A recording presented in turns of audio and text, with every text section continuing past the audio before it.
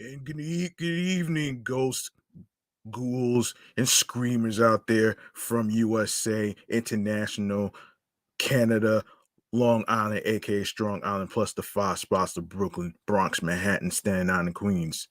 This is your man G Money Stacks, aka the Gregonator, host with the most, misunderstood lonely nomad, unstoppable independent podcaster, and the man who holds the back doors of two buses and Queens, New York native of Laurelton, Queens, New York. And you're rocking and hanging out with me on the 300 episode. Hold on. Let me start this off with some noise. Let me start off with some noise, man, because this is huge. This is very huge for me, actually, and especially me recording on this Halloween day, man. This is very huge for me. You know what I'm saying. Yeah. Let me make some noise for myself, man.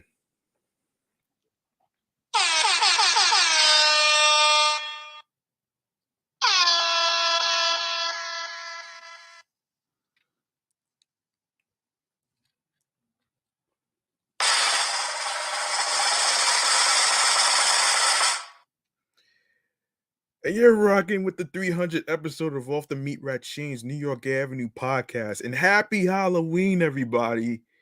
I know many people are enjoying the Halloween weekend and everything else in between, going trick or treating, and we got a great jam packed Halloween episode for you today.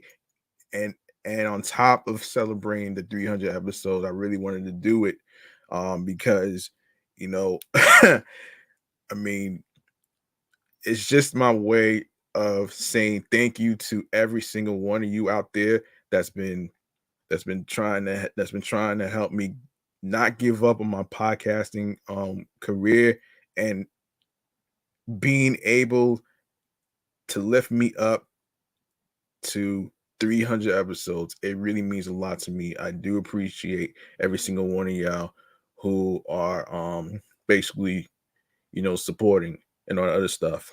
So there you have it right there, man. And that's huge for me, man. That's very huge, man. You know what I'm saying? Um, so yeah. Um, I gotta say, man, this is pretty dope, man. Um, yeah.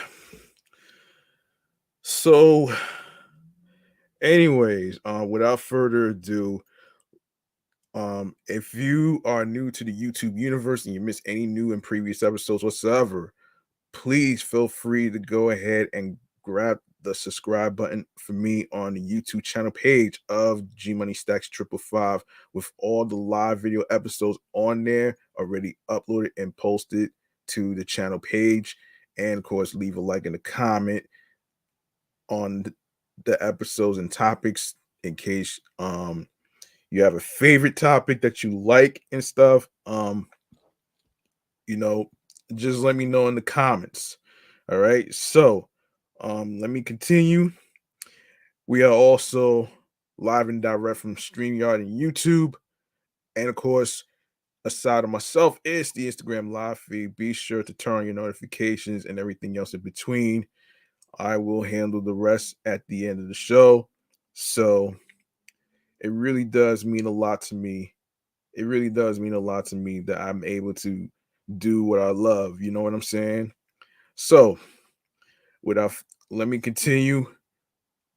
If you can grab the subscribe button for me on the YouTube channel page alongside with alerts, you will be reminded of when the podcast episode recordings is going to start, along with the day, the month, the date, and the time. All right. So you're gonna see a button on YouTube saying notify me. You want to press that notification bell so you could be alert, so you could be um in the know on when I'm going to be on the air via live stream on YouTube, and of course besides YouTube, I'm also on Instagram Live as well. So, um, yeah. So without further, let me just get started on here, man, because um, yes. So let me hang on a second, man. This is very, very, very fun right now, man. All right, so let's get started with the New York Mass Transit files, shall we? And this really means a lot, actually, and and this really means a lot, actually. So I'm in my moments right now, so forgive me.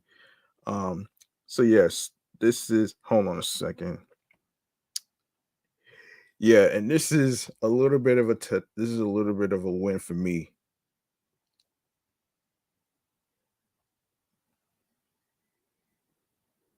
Hang on. There we go. That's what I was looking for. Now I can go on to my primary sound effect for this segment right here, the New York Mass Transit Files. We got a slashing incident in the West Village that we need to get to right here.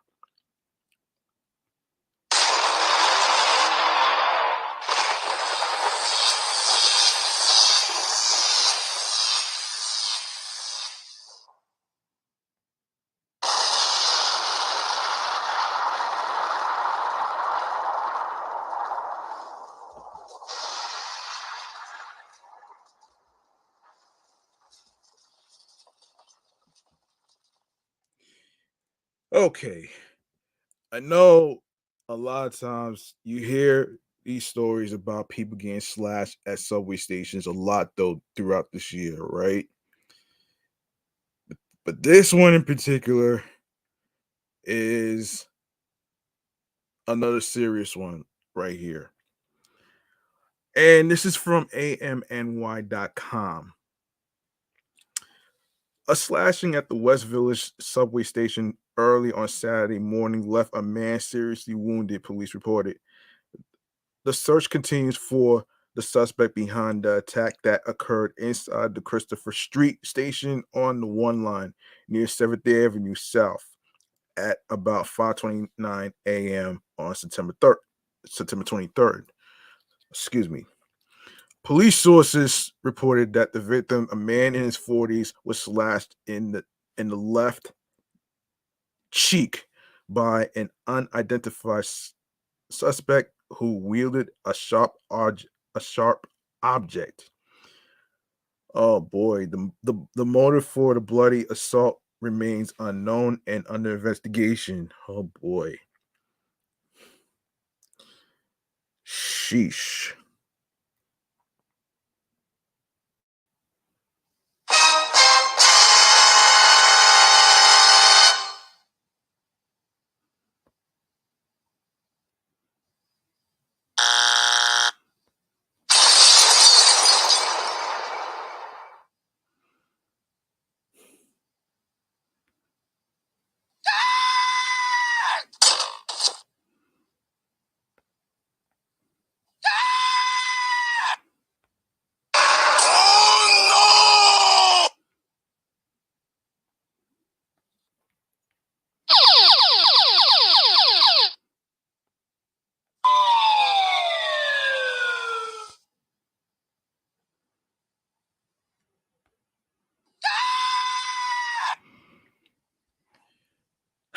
This is very unbelievable. Very unbelievable. And if you are at a subway station or whatever case scenario may be, please be careful out there and not be close to the subway tracks um by the edge of the station. So please be careful. All right, so um law enforcement sources said that the slasher, described only as a man with a dark complexion, fled the scene in an unknown direction. Officers from NYPD Transit District 2 and the 6th precinct responded to the incident. EMS rushed the victim to Bellevue Hospital for treatment of his injuries, which were not considered life threatening. Transit crime is down slightly across the six precincts so far this year through September 17th, according to the most recent CompStat report. The command tallied 29 incidents in the transit system, down 9.4% from the 32 reported at the same point in 2022. Of course, anyone with information regarding Saturday slashing can call Crime Stoppers at 800-577 TIPS. For Spanish, it's you can dial 888-57-PISTA. You can also submit tips online at crimestoppers.nypdonline.org or on X, formerly known as Twitter, at NYPD Tips. All calls and messages are kept confidential. Up next, up next, okay, up next we got to talk about let me see what else. Um Up next. Yes. Up next we have Metro North's 130 Park Avenue thing to talk about here. So reconstruction work has kicked off on 130-year-old Park Avenue um, viaduct, which carries hundreds of Metro North trains daily from Grand Central Terminal, but is starting to show its age. Governor Kathy Hochul announced Thursday. Let's see. Crews have begun clearing areas underneath the viaduct in East Harlem, according to the governor, to prepare the grounds for new foundations and support columns that will eventually support a new steel structure. The first phase of the project between 115th and 123rd Streets is expected to cost $590 million and to be completed in 2026.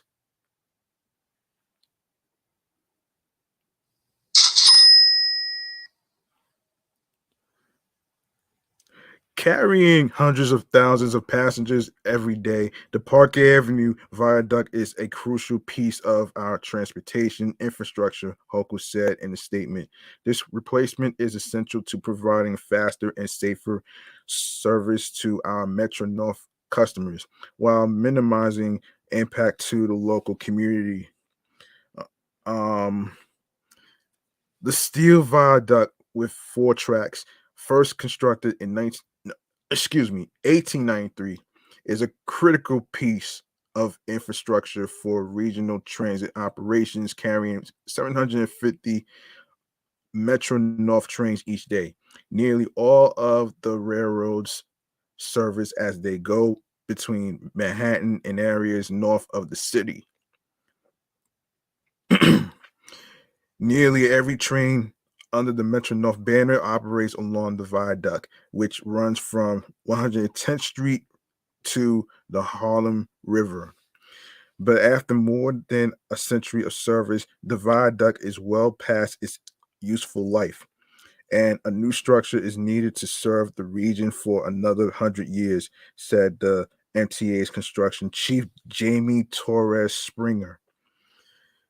The approach to Grand Central above and below ground is one of the most closely watched pieces of infrastructure in the MTA's $1.5 trillion portfolio, with potentially devastating consequences should any part of it fail in the coming years.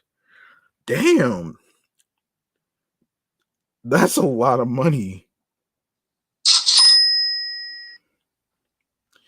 Yeah. South of 96th Street, the underground tunnel approach and the complex sheds sorting trains to platforms at Grand Central are also over a century old.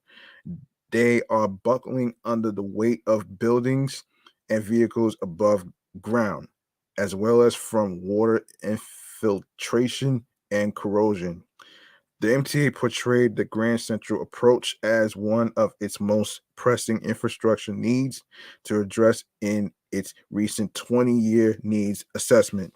Following foundation work in East Harlem, the MTA expects to commence reconstruction of the structure itself by the middle of next year, with work projected for completion by 2026. Yeah, that's a long time. That's 3 years. The Lions' share of the financing, about $500 million, will come from the federal government. The initial phase of the work will require the removal of some parking spaces and businesses under the viaduct, while later structural work will necessitate occasional reduction of service to just two of the four tracks. The MTA says that the redesigned viaduct will be painted in a more pleasing color palette and will incorporate design elements to reduce noise and vibrations underhand that have long kept neighbors awake. Yeah, oh boy. A new mural will also be painted on the viaduct at 116th Street. Work is set to commence on the next phase of the project between 127th Street and 131st Streets in the coming years. Yeah, good luck with that one. All right. Let's get into another MTA thing regarding Omni. Yes, so New York City's transit riders can finally start purchasing Omni cards at select subway stations after the MTA activated Omni vending machines at 6 subway stations across the 5 boroughs on Monday, which was yesterday.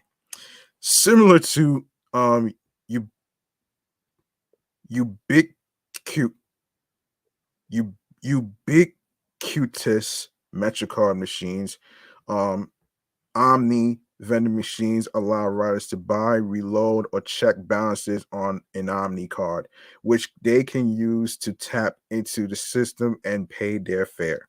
Omni cards were previously only available at select retailers like CVS, Dwayne Reed, or 7-Eleven, but after a delayed rollout, Omni machines finally started appearing in subway stations in recent weeks.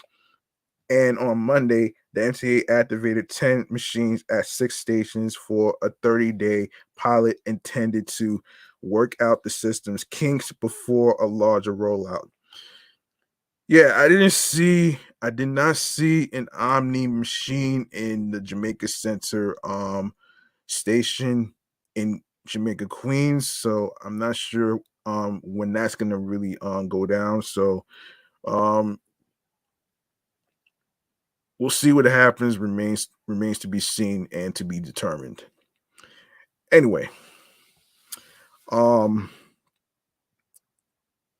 yes. So installing Omni vending machines in subway stations makes it easier than ever for transit customers to leave MetroCard in the past and embrace the convenience of tapping, especially those who pay with cash to ride, said Rich Davey, the president of MTA New York City Transit, in a statement. The only issue I have with the Omni cards and all the other stuff is that the people from Nice Bus don't have the scanners quite yet. And I'm not sure when they're gonna really install it in all their buses. So that's gonna be very, very, very hard to actually that's gonna be a challenge for some people, especially me who has a job in Long Island. You know what I mean? And and I don't know. Hopefully, the people from Nice Bus can really consider putting Omni scanners on their buses because I've seen some people on the Q5 and other buses use Omni on the transit buses. So we'll see what happens. All right, so okay. Yeah, so vending machines have been turned on at 86th Street and Bowling Green on the 456 line in Manhattan, Atlantic Avenue, Barclays Center, and Brooklyn Junction Boulevard on the 7 line in Queens, and Fordham Road on the 4 and B and D lines, which are separate stations but close together in the Bronx. There are there are a few dozen more sitting dormant at other stations that will be activated should the pilot go well as is expected. And the MTA hopes to roll them out at all 472 subway stations next year. Damn, next year? So you mean to tell me that Jamaica Center and all the other stations in Queens gotta wait another year?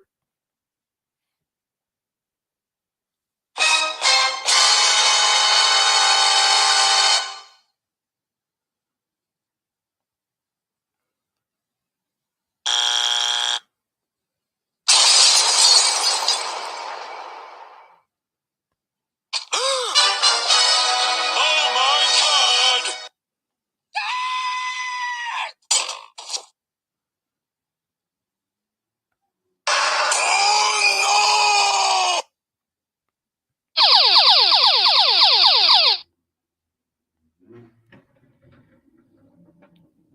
Oh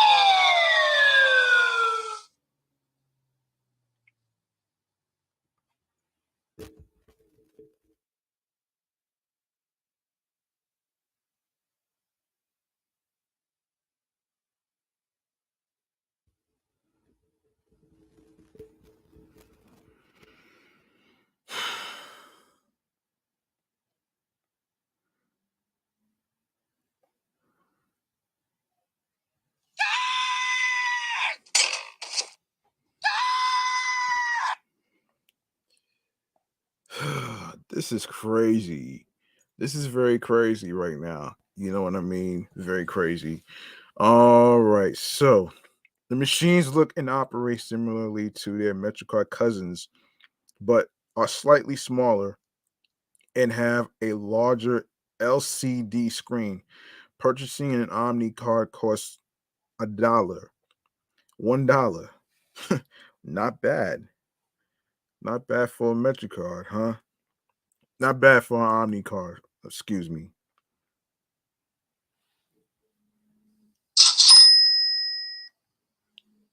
Hmm. Um, man, let's see. And riders can load as much money as they want on on one using either cash, a credit card, or a debit card. The cards do not expire for 5 years, longer than the life of a Metro card. Oh shit.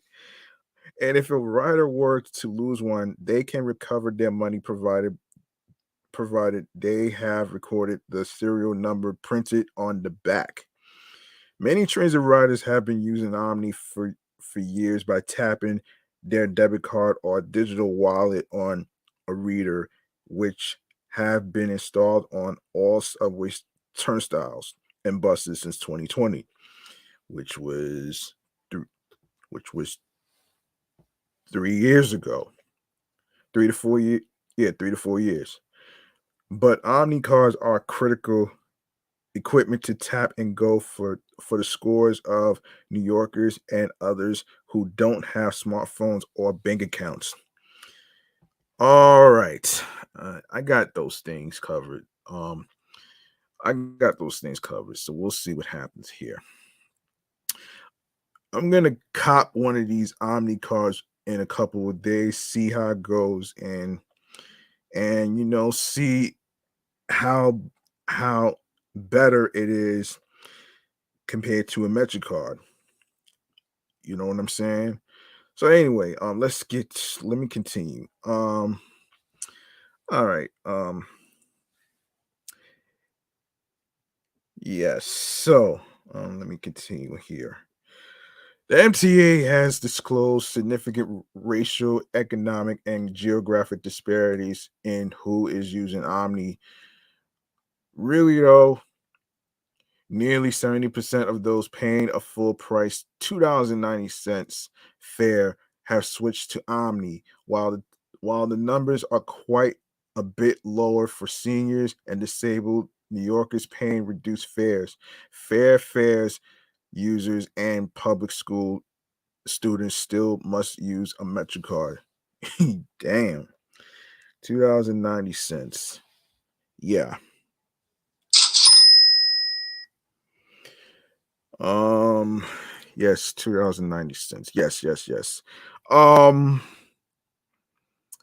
okay.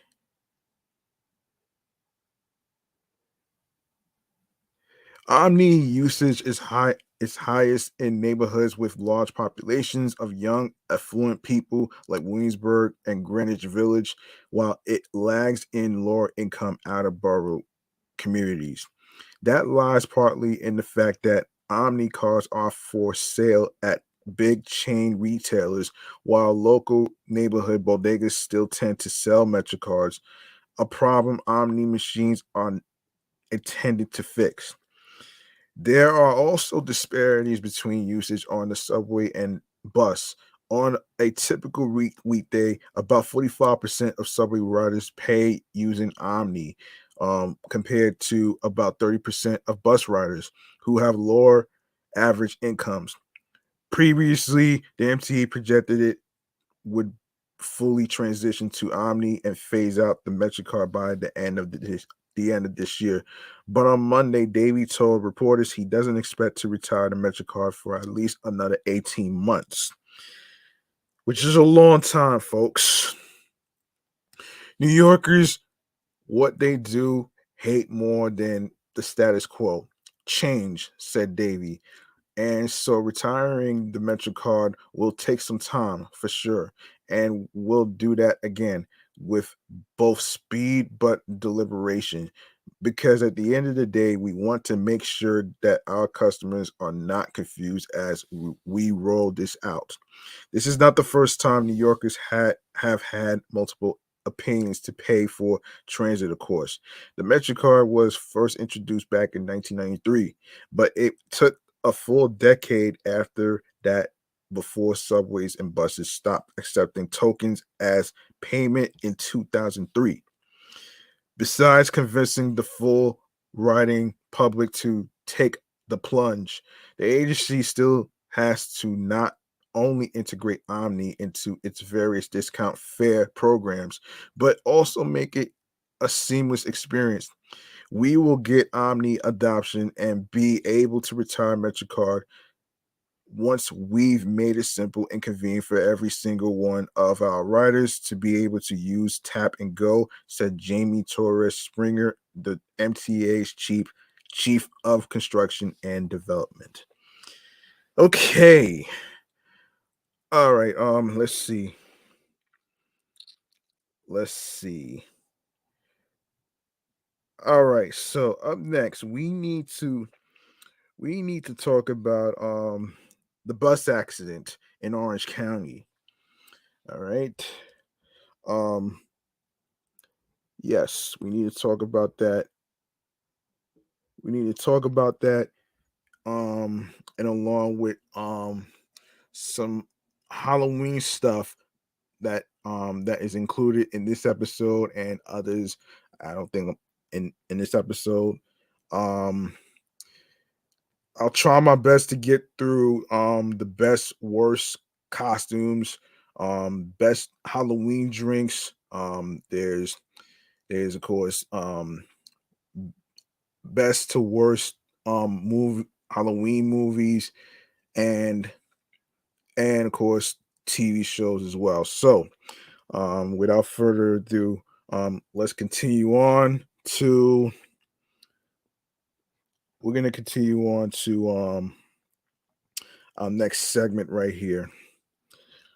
And this is this is called chatting all the Jazz. All right. Here we go.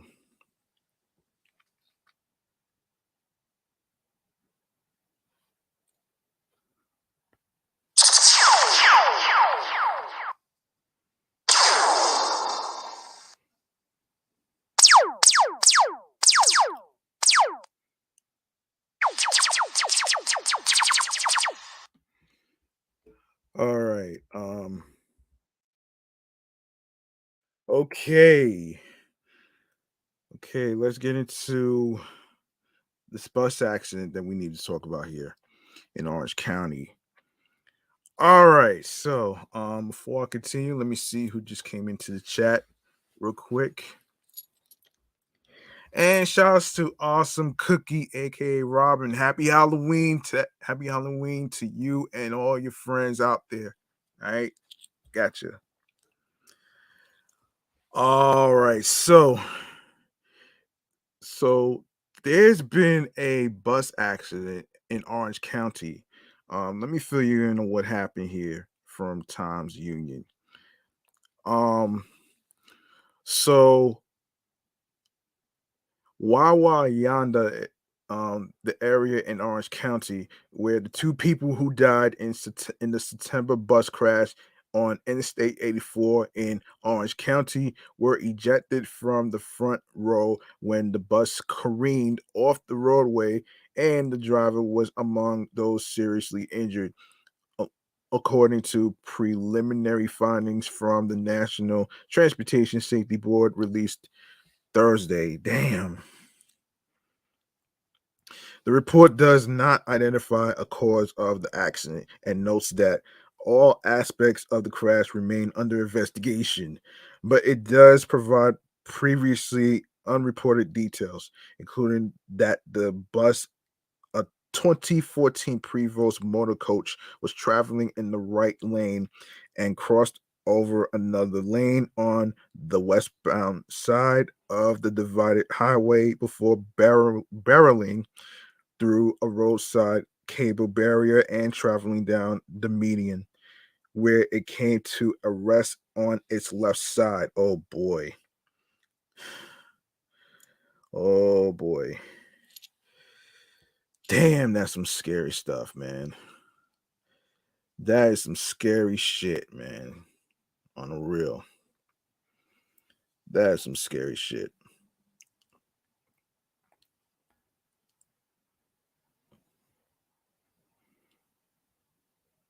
Aww. Yeah, that's scary right there.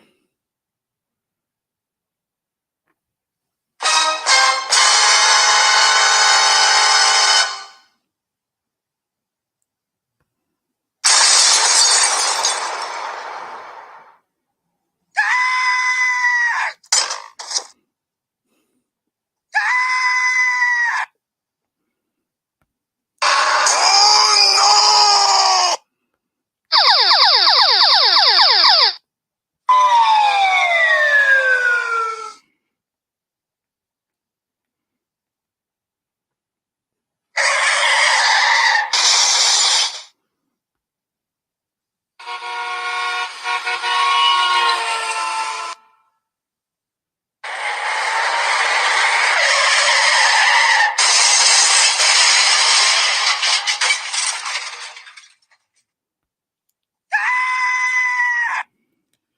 no! All right.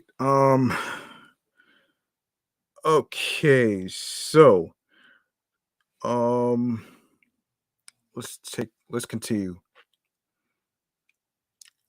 So where was I?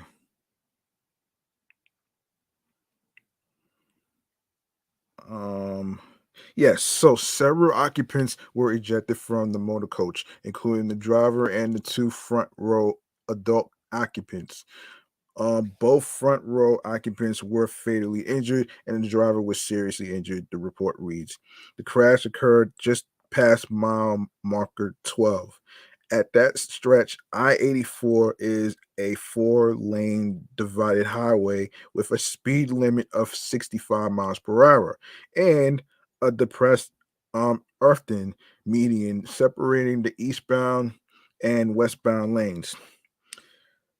Okay, so um in the wake of the crash, local lawmakers and emergency services renewed calls for the State Department of Transportation to fund a crash gate on I 84 between the westbound and eastbound highways that would reduce emergency response times. The, the Slate Hill Fire Department is the EMS team nearest the crash, but its closest entrance to I 84 is 4 miles from the firehouse, requiring its trucks to travel into another neighboring fire district just to enter the interstate. According to the Slate Hill Fire Chief, a crash gate between the divided highway lanes would have reduced its response time by 5 to 10 minutes. Damn, son. U.S. Senator Charles E. Schumer and Kirsten Gillibrand and U.S. Representative Pat Ryan joined calls for a crash gate this week, urging the Federal Highway Administration to support New York State and local officials in greenlining the project. End quote.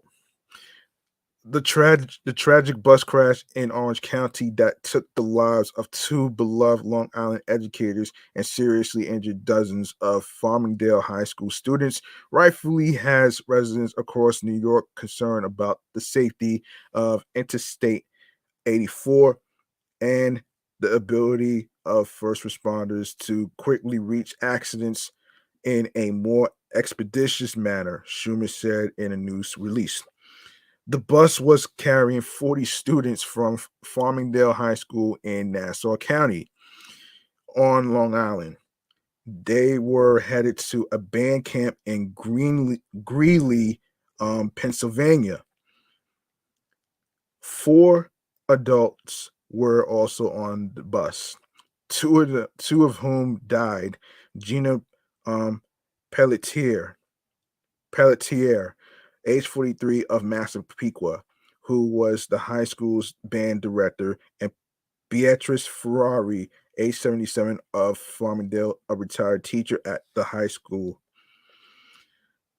Regency Transportation Limited, the Long Island based operator of the charter bus, is on the State Department of Transportation's list of unacceptable operators for failing 5 of 15 semi annual department inspections over the last year. The vehicle involved in the September 21st crash was inspected in August upon purchase by Regency and passed this first semi-annual inspection. DOT spokesman Joe Morrissey said the bus was also subject to 3 random roadside inspections by agencies in other states since 2021 and one by New York's Transportation Department, which took place after the routine August inspection. It passed each time, according to Morrissey.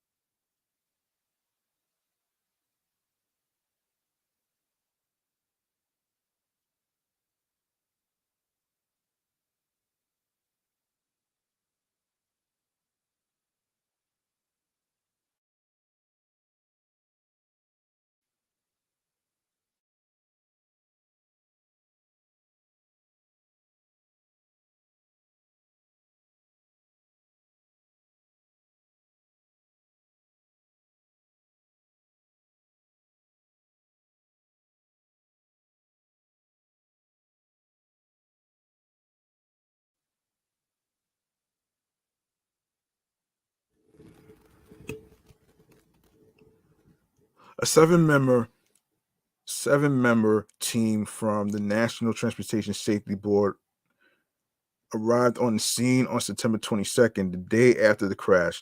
The investigation is being led by NTSB investigator John Hum. The Federal Motor Carrier Safety Administration and New York State Police are also involved in the investigation, according to the NTSB. Sheesh. Yeah, that's gonna be a long time. That's gonna be a long investigation, folks. So I'm not too sure about this, but I'm not sure if I'm gonna be able to keep up with this story. But I'll see if I can actually get some information. I don't know, but we'll see. Anyway, I forgot to mention. Hold on a second. I forgot to mention in the hang on a second here. Hang on a second here. Yeah, I forgot to mention the free bus thing. Hang on a second. Let me just include that in here. Um okay, so according to the Gothamist, one MTA bus route will be free in each New York City borough starting Sunday, which already happened. Riders will notice digital displays on the front and sides of the buses indicating they are free. The free buses are on those routes. The B60, which runs in Brooklyn from Canarsie to Williamsburg Bridge Plaza. The M116 across the town bus in Manhattan traveling primarily on 116th Street. The Q4, which runs in Southeast Queens between Cambria Heights and Jamaica Center. The S46 and S96, which count as one route in Staten Island, running between St. George Ferry Terminal and West Shore Plaza. The BX18, which runs in a loop in the Western Bronx between Undercliff Avenue or Cedric Avenue and Grand Concourse. The free buses are part of the state budget deal lawmakers struck with Governor Kathy Hochul in exchange for new taxes and more funding for the MTA. The transit agency will study the results of the free bus pilot over the course of a period lasting no longer than a year. Getting more New Yorkers onto public transit must be at the forefront of our plan for a greener New York, and making a bus route free in each of the five boroughs of our city begins our journey of doing just that. Queens Assembly member Zoran Mamdani wrote in a statement. Um, the MTA didn't charge bus fares for nearly half a year during the slamdemic.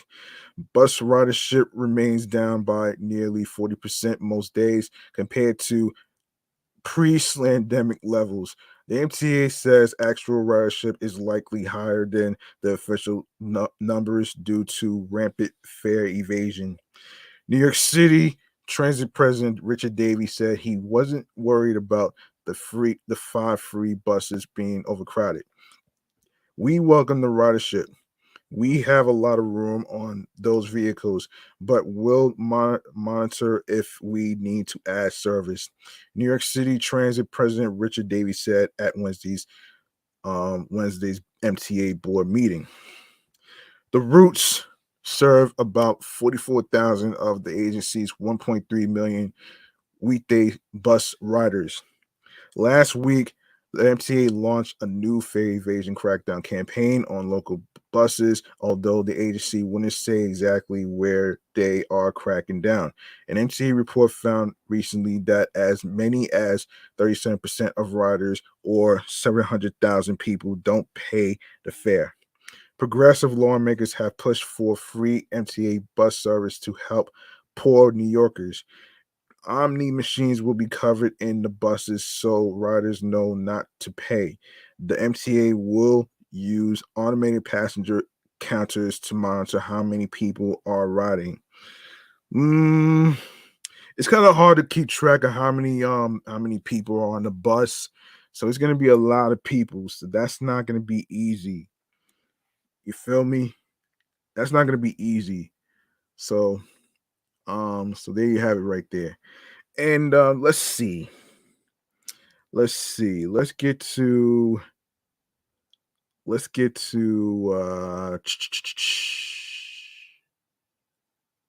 hold on a minute here. Um, hold on a minute here. Let's get into let's get into Game of Thrones author. All right. So now I did talk about this whole fucking AI mess, which is fucking ridiculous right now. Um and this is from the Business Insider. So let's get into it right here. Um George R. Martin and other authors are suing Chat GPT owner OpenAI, claiming copyright infringement. The lawsuit alleges OpenAI is using the works of authors to train ChatGPT without their consent. It follows a series of lawsuits writers launched against OpenAI over similar accusations. Um, Writers have launched yet another lawsuit against OpenAI, the company behind ChatGPT. On Tuesday, the Authors Guild, a group that represents nearly 14,000 US authors and prominent writers within it, sued OpenAI in the Southern District of New York over allegations that the Chat GPT maker trained its large language AI models on the works of authors like George R. Martin, the novelist behind the book A Game of Thrones, and John Grisham without their consent. Okay, that sounds like a big problem right there that some of the writers from the WGA was talking about. And that's fucking crazy, man. That's really fucking crazy right there, man, unfortunately. And to me, that sounds like an epic fail waiting to happen. That's that's really crazy, man.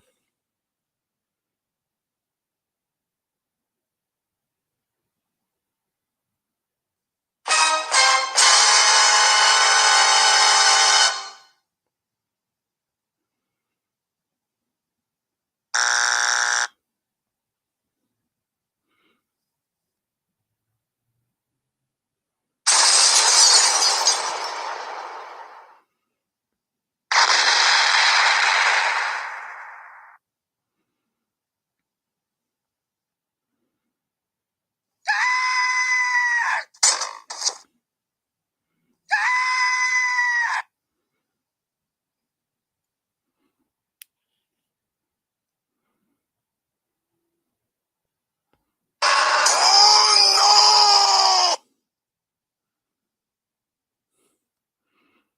Oh my god!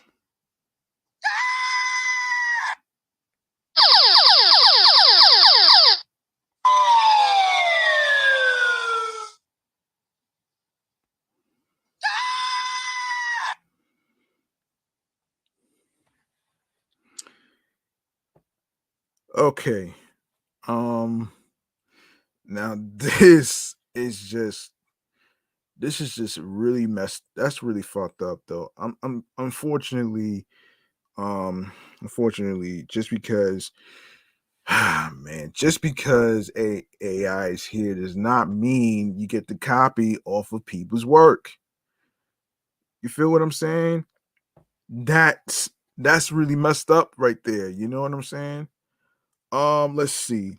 So through non-consensual training, the conversational AI chatbot would allow anyone to generate text that the publishers would otherwise pay writers to create and spit out derivative works based on summaries or paraphrases, according to the lawsuit. In turn, the lawsuit alleges that OpenAI's um, double LMs could endanger the ability for fiction writers to make a living. These algorithms are at the heart of defendants' massive commercial enterprise. The lawsuit states, and at the heart of these algorithms is systematic theft on a mass scale.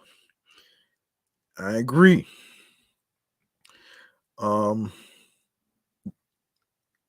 The writers seek damages for the lost opportunity to license their works according to the suit, and a permanent injunction to prevent these harms from occurring.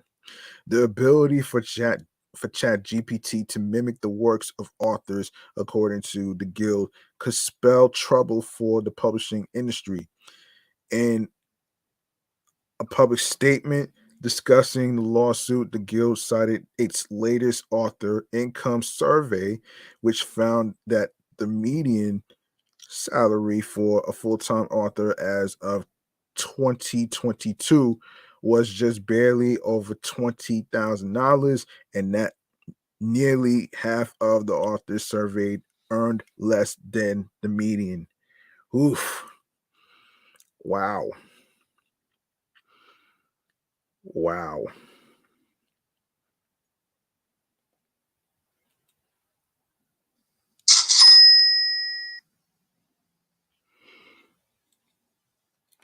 Generative AI threatens to decimate the author profession, the guild said in a statement. In response to the lawsuit, OpenAI told Insider that the company respects the rights of writers and authors and has been working cooperatively with creators globally to understand and discuss their concerns about AI, which is artificial intelligence, folks. If you don't know what AI stands for, now you know. We're optimistic we will continue to find mutually beneficial ways to work together to help people utilize new technology in a rich content ecosystem, OpenAI wrote in a statement. This latest lawsuit joins a series of legal disputes that writers have launched against OpenAI on similar accusations of copyright infringement. These lawsuits come as Hollywood writers continue to strike, um, in part out of fears that powerful AI technology could potentially replace their jobs. In late June, award winning author Mona Awad and Paul Tremblay sued OpenAI on allegations that the company ingested their books to train ChatGPT. Weeks later, comedian Sarah Silverman, alongside author Christopher Golden and Richard um, Kadri, sued OpenAI over similar allegations. As of August, the New York Times is considering suing OpenAI over claims that its news articles are being fed to ChatGPT. It's not just the writers suing OpenAI. In January, a trio of artists launched a lawsuit against Stability AI, Midjourney, and Deviant Art, accusing the companies of training their text to image AI generators on their art without their permission. That same month, Getty Images filed a lawsuit against Stability AI over claims that the company unlawfully copied and processed millions of images protected by copyright. Some publishers have gone the route of negotiating a licensing deal with OpenAI in return for payment. Associated Press, for instance, struck a 2-year agreement with OpenAI that gives the AI company permission to train ChatGPT on its archive of news stories. As for the Authors Guild, writers must um, have the ability to control if and how their works are used by generative AI. Authors Guild CEO Mary Rassenberger wrote in a statement, regurgitated culture is no replacement for human art, Rassenberger said. And I gotta really agree. I have to agree. I have to really agree, man, because we have copyright laws for a reason, though. You know what I'm saying? Like anybody from a fucking tech company using artificial intelligence to actually not only copy the work of people and their voices and all the other stuff is going to get really, really, really screwed. You're gonna get fucking screwed, man, if you continue to do that and then not have the permission and all that other shit, though. You know what I'm saying? So I actually agree with them suing. I actually agree with this.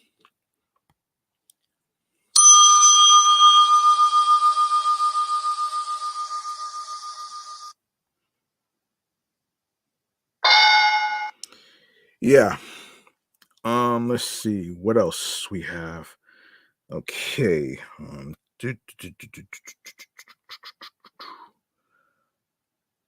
Yes. We're gonna do a little recap of the iHeartRadio Music Festival. We're gonna do that. Um, yeah, we're gonna do that right now. Although it was on Hulu, which every single person couldn't really watch this year, on Hulu, because not everybody has Hulu. So there you go, right there. Um, all right. Let's see. Let's see. Yes, so the 2023 iHeartRadio Music Festival took over T-Mobile T-Mobile Arena in Las Vegas just a few weeks ago, and it was a weekend full of incredible live performances from some of the biggest artists and bands in the world.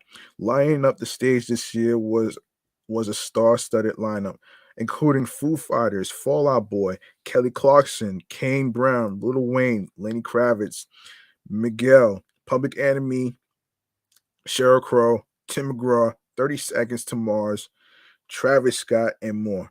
From nostalgic performances to surprise guests, this year's iHeart Music Festival had it all. Um, of course, if you miss any of this year's iHeartRadio Music Festival or just want to relive the weekend, you can watch all of the best moments on demand on Hulu from October 10th through the 31st, which is today.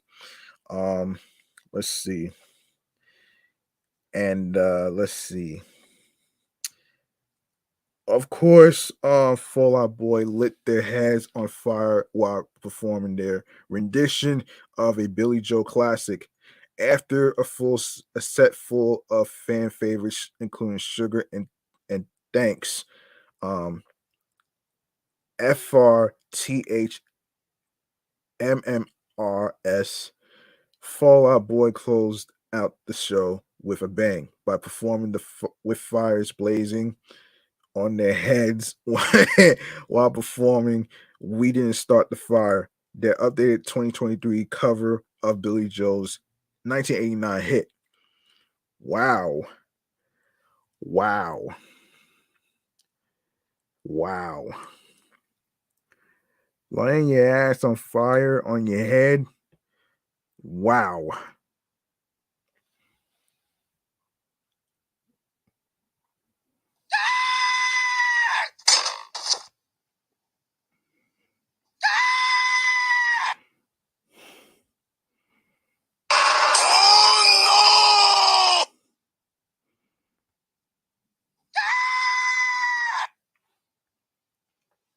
Oh Okay. All right.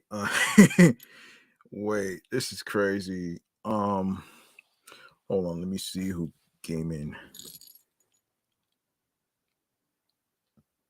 Centillo Pizza. Let's see you. Okay.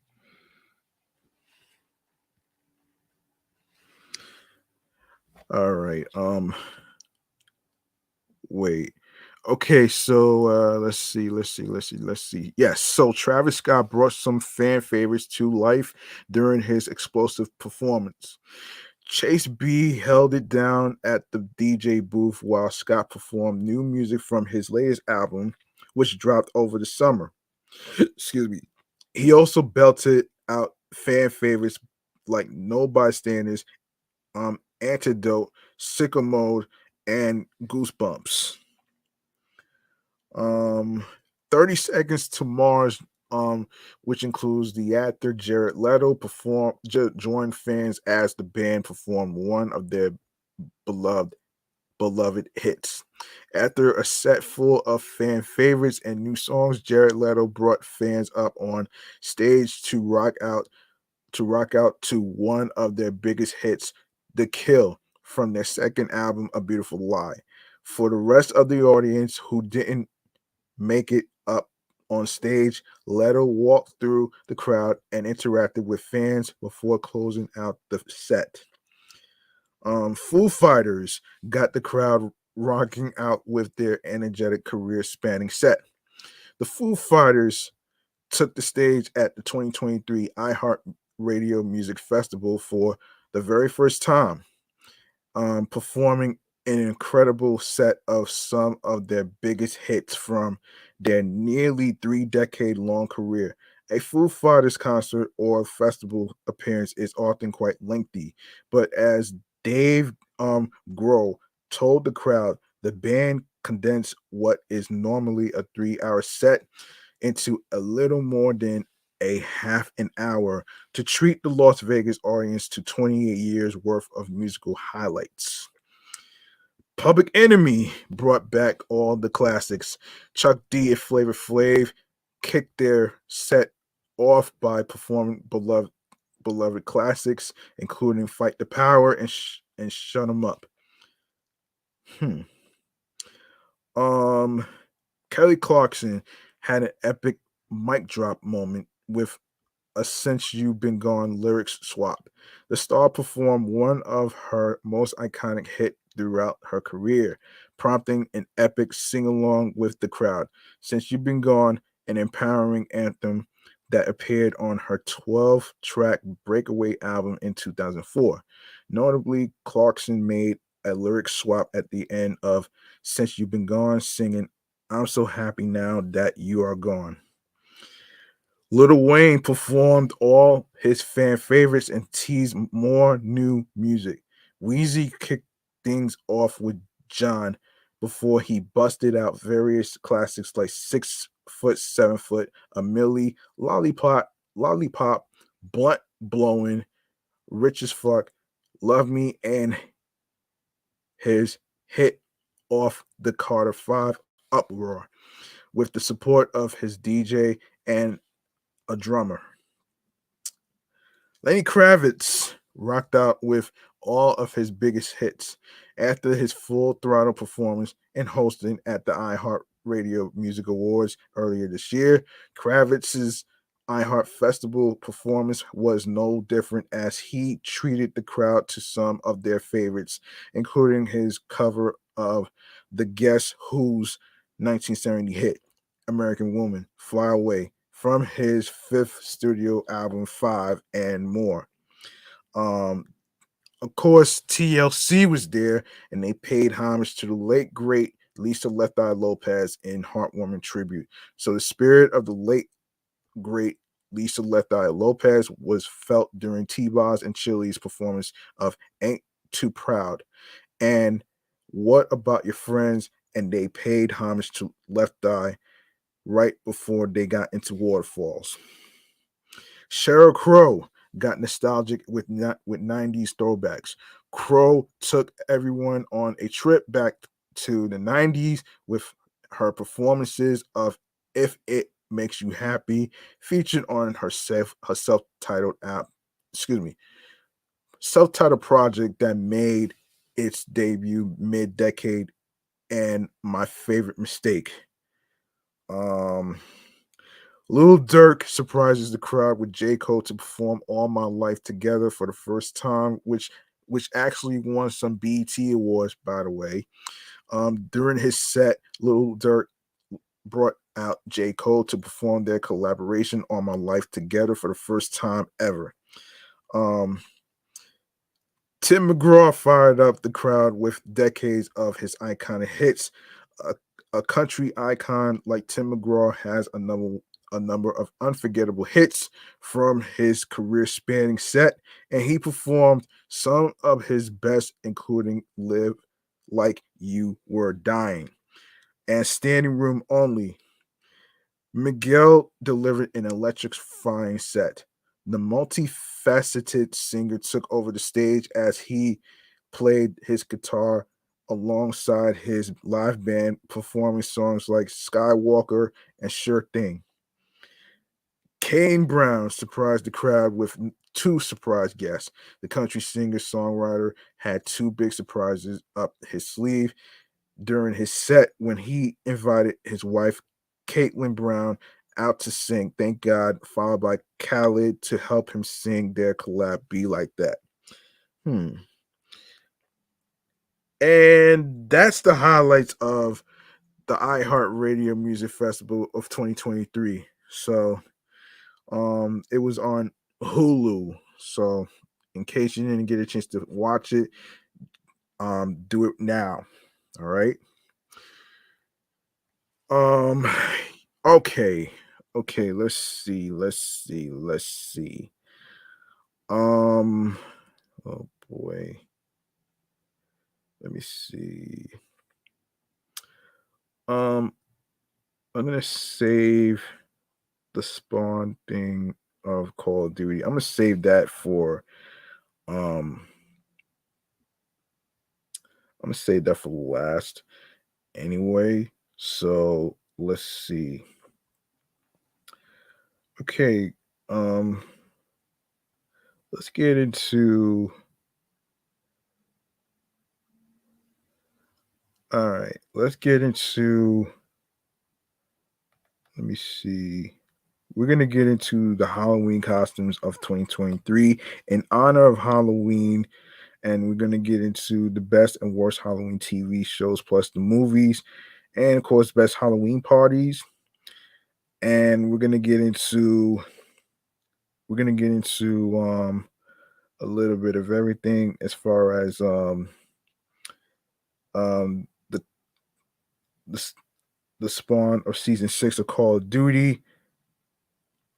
Oh wait, let me get to the hip hop legends made an ad addressing healthcare system. Okay, let's get to that one first.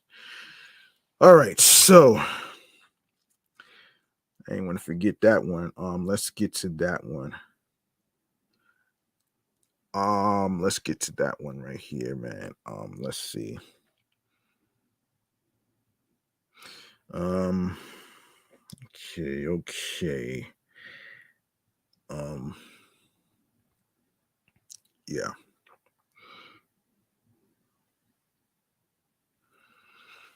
Okay. Let's see. Um, Serious stupid films. Um,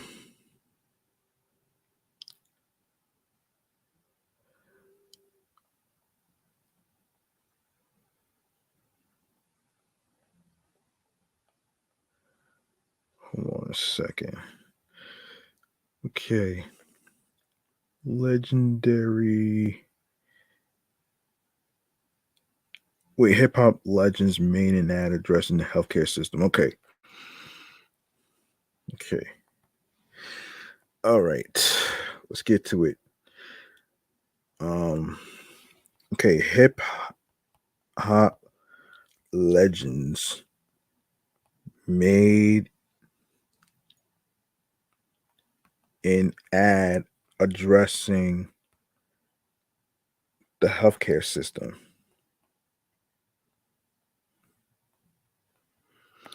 Okay.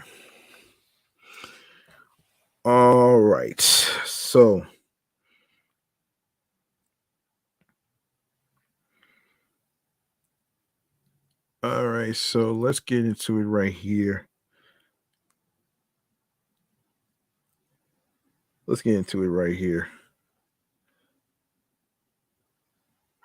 All right. So hip hop stars calls for transparency. Wow.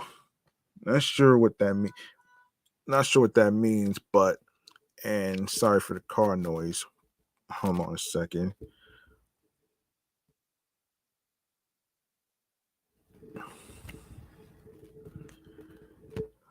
All right. So as the music industry celebrates 50 years of hip hop, some of the genre's biggest stars are using the anniversary to advocate for better healthcare practices. Fat Joe, Rick Ross, Busta Rhymes, Method Man, French Montana, and Chuck D teamed up with the nonprofit Power to the patients for a powerful new PSA message asking for more transparency in the U.S. healthcare system. For 50 years now, hold on one second. For 50 years now, hip hop has been a reflection of culture and society that includes stories of struggle and pain, social injustice, racial inequality, and the marginalization of communities. The stars state in the PSA, in quote, today we confront a healthcare system that has been rigged against all of us. Hospitals force patients to sign contracts for services without ever showing us actual prices. We're stifling competition and overcharging without accountability. The artists claim that if people can't pay their medical costs, these same contracts allow them to take everything we own, creating so much fear that millions and millions of Americans refuse to enter a hospital, putting out health and our lives at stake.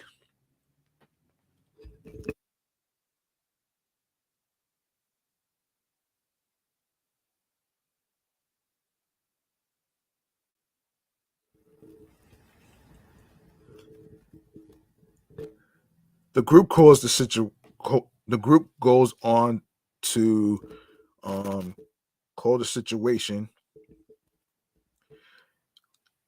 an American humanitarian crisis, adding, we love our nurses and we need our doctors, but hospitals and insurers are rigging a system to make profits off of people that are in struggle. It's unforgivable. We demand prices and transparency in healthcare. The PSA comes days after the Lower Cost, More Transparency Act was pulled from the House of Representatives floor as some top Democrats threatened to object to the bill, according to Politico. The legislation looked to support both patients and healthcare workers by increasing the transparency of healthcare and prescription drug prices, as listed on the House Committee on Energy and Commerce's website. In July 2023, the patient rights advocate reported in their semi-annual study that medical debt is the leading cause of bankruptcy in the country, and only 36% of American hospitals comply with the federal price transparency rule, which requires hospitals to provide pricing information to patients. Um, Fat Joe, age 53, for his part, has previously made multiple White House visits with Power to the patients to discuss healthcare concerns with Capitol Hill lawmakers. In June, the rapper and the organization joined union groups and city council members at Mayor Eric Adams' signing of the Healthcare Accountability and Consumer Protection Act in New York City. The act established the first U.S. Office of Healthcare Accountability, allowing New York residents to compare the prices of medical services at different hospitals. In the Bronx, you have women working two, three jobs, men working two, three jobs. And unfortunately, the hospital bills are so high that people become scared to go to the hospital, Joe told CNN in May. At the end of the day, I come from a community of people who championed me and stood by my side and helped me get to where I am. And so I gotta always think of them and be conscious of the voiceless. It's about my community. It's about helping people. So yeah. All right. So let me let's make some noise for Fat Joe and the other rappers um who who took the time to actually do a PSA on the healthcare system and stuff. All right, so it is.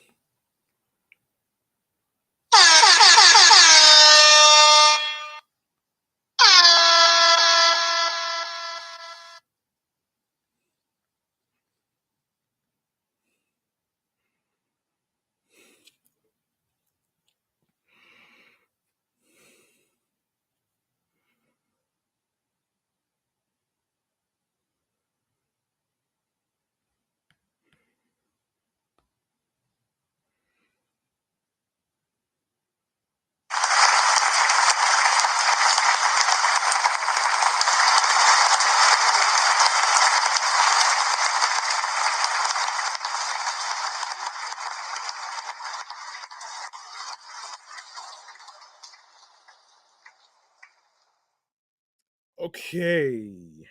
Um, let me see what else we got to go to. Oh, yes. You know what? Yes. Let's get to so in honor of Halloween today, we're gonna go over the best costumes, the best and worst costumes, the best worst TV shows and plus movies, and of course best Halloween parties. And of course, I said I was going to save the spawn. Yeah, I was going to save the spawn arrives in season 6 of Call of Duty. Um, all right, so let's get to. All right, let's get to two TV shows actually, The Crossover and Young Love. All right, so we're gonna get into it right here. I do apologize. Let me just do this right here. Um, all right, so we're gonna get into a little thing that I like to call TV show checkouts, man. Let's do this. Let's go.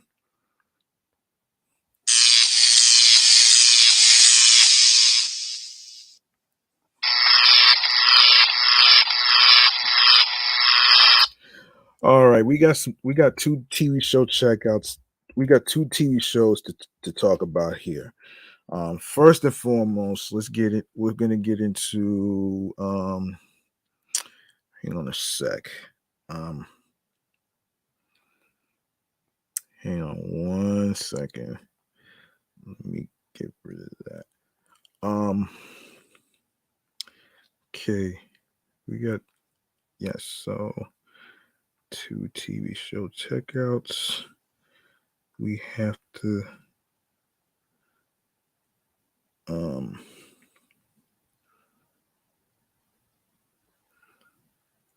all right, hold on. Okay, so let's talk the crossover. Let's talk the crossover. I've been holding on to this for quite some time actually. Um so the crossover stars Jalen Hall and Amir O'Neal chat about their basketball backgrounds and the brothers' different levels of devotion to the sport. So the entirety of the crossover season 1 is now available to stream on Disney Plus, a sports drama inserted into a coming of age story. The crossover follows middle schoolers Jalen and Josh as they discover who they are both alongside and outside each other. The series is based on the book by Kwame Alexander, who serves as showrunner alongside Damani Johnson and Kimberly A. Harrison. The Bell brothers are portrayed by Jalen Hall, who plays Josh from Filthy, and Amir O'Neal, who plays Jordan GB. Hall has worked on several projects such as John Henry and Bruiser, but is most notably known for his role as Dylan James on the CW's All American. Meanwhile, O'Neal was a series regular on Marlin and voiced the character. Um, Marty on Madagascar, A Little Wild. The rest of the main cast includes Derek Luke, Sabrina Ravel, Deja Monique Cruz, Trevor Bush, Skyla Elise, and Davy Diggs. Um, Jalen Hall and Amir O'Neal chat exclusively with Rant about their basketball backgrounds and discuss how the brothers' devotion to the sport affects their relationship.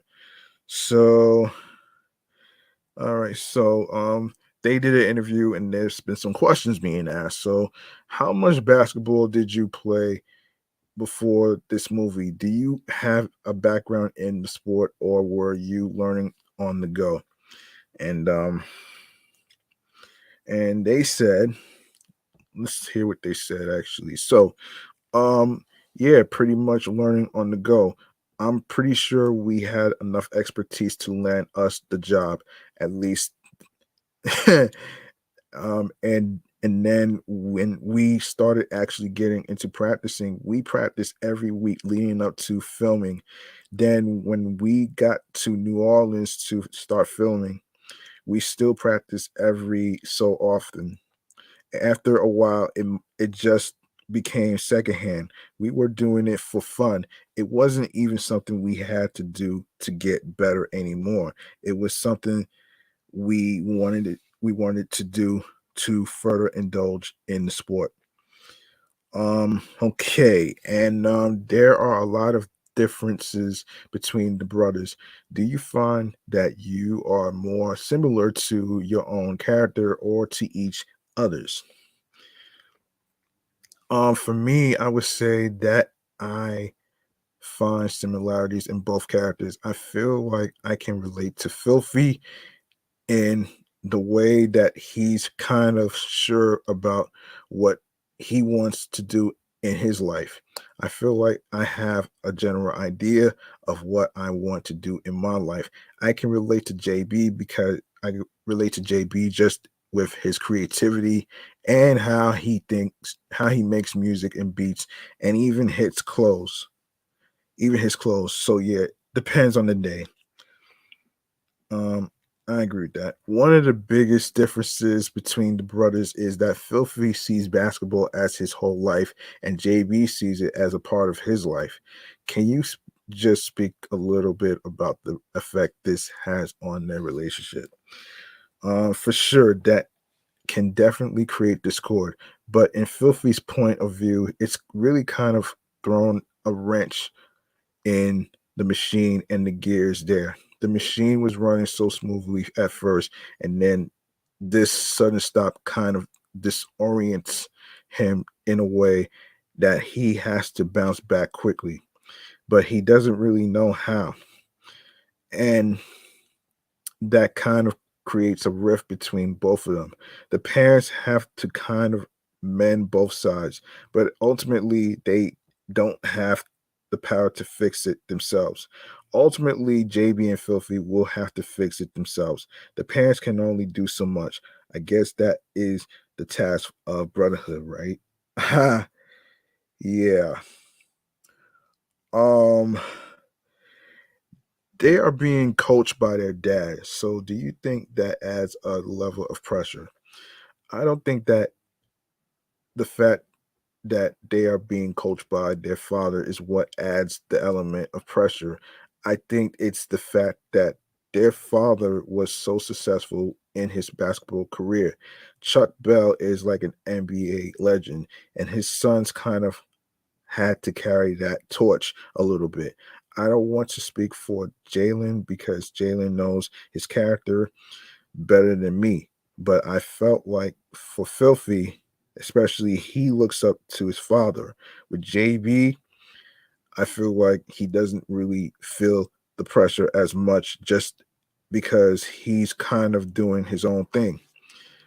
Um, I can definitely attest to what you're saying.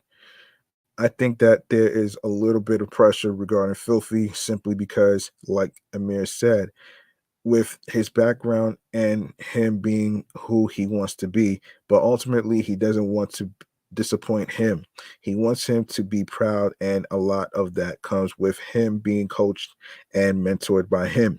So I guess you can say that he's happy that he's his coach because he looks up to his father and he's his hero and he wants to make him proud. But also, he feels like he's almost letting him down sometimes when things don't go as planned. There's kind of this give and take. It depends on the situation. Um,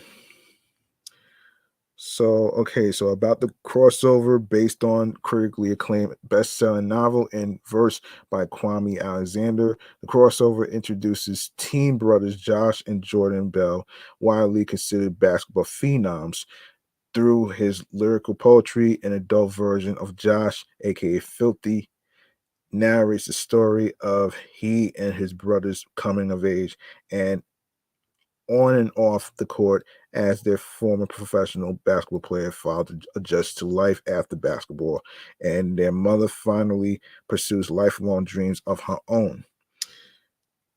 So, course, check out our other the crossover interviews here. Of course, Kwame Alexander, Damani Johnson, and Kimberly Harrison, Sabrina Revel, and Derek Luke. So you can check out all the episodes of the crossover that are currently available to stream on Disney Plus. All right, so there you have it right there. And another TV show we gotta check out is Young Love. Hang on one second. Yes, Young Love. So there you have it right there. So, and this is from NPR. Zuri is a um, precocious 7-year-old who keeps her parents on their toes. One moment she's about to shave her face using her dad's shaving cream and razor. Oh man, mom and dad in a burst of parental intuition jump into the bathroom to stop that just in the nick.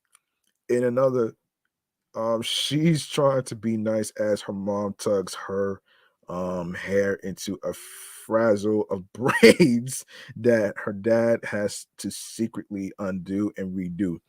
Zuri's mom, Angela, is off her game for a good reason. She's stepping back into the world after recovering from cancer treatments. And that wonderful combination of cute kid and struggling parents is what distinguishes Young Love, which is a new series on Max spun out of an Oscar winning short film. Um, Issa Rae provides the voice of Angela, a hairstylist who is nervous enough about returning to her old salon that she circles Zuri's school several times in the morning, delaying the drop off to avoid going back to work. Music fans will recognize rap star and actor Scott Mescudi, aka Kid Cudi, as Zuri's dad, Steven, an inspiring hip hop producer who learned to microwave frozen pancakes, which I do too, for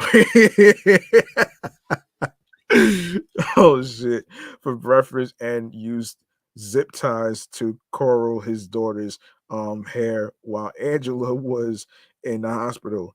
I'm going to act like I didn't hear any of that, Angela says after learning about Steven's shortcuts. Oh, wow.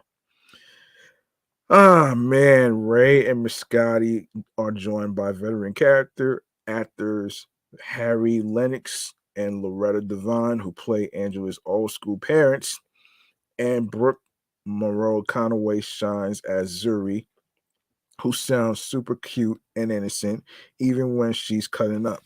Family life that is both universal and specific. This is the bustling, beautiful black family at the heart of Young Love, which continues the story of characters from the Oscar winning short film Hair Love. The 6-minute movie, released in 2019 and funded by a Kickstarter campaign, told the story of a black father taking on a fearsome challenge fixing his daughter's hair, coaching, no, coached along by an online video. The kicker at the films and the woman coaching in the video was Angela, who was waiting for Zuri and Steven to pick her up from the hospital as Zuri hugs her. We see the treatments have taken Angela's hair away.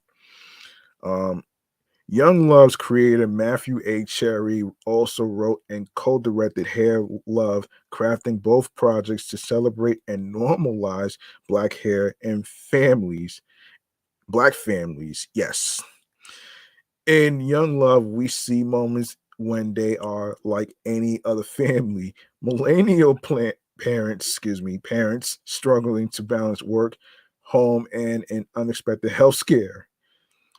but they are also steeped in black culture with a mom who works in a black hair salon and a kid who dreams of sporting the coolest afro puffs in town. The TV series also has a different storytelling style than the film, which relied a lot on creative imagery and striking visuals to tell its story. Young Love has slightly more sophisticated animation and a lot of more dialogue with a playful cleverness that centers the family in a caring community, even as they occasionally toss knowing wisecracks at each other. It's a simple yet entertaining and heartwarming formula. And at the time when so much TV is so cynical and depressing, it's a pleasure to sink into a series that is smart, culturally on point, and optimistic about the power of family to overcome all obstacles. So yes, you can check out the TV series Young Love on Max. All right. Yes. So it is. Wait a second. Yes, it's on Max actually. Yes. Like I said. Um,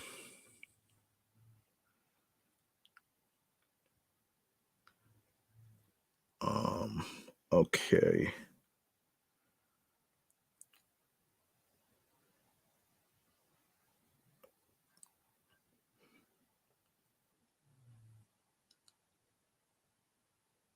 Yes, it's on Max. You can check it out.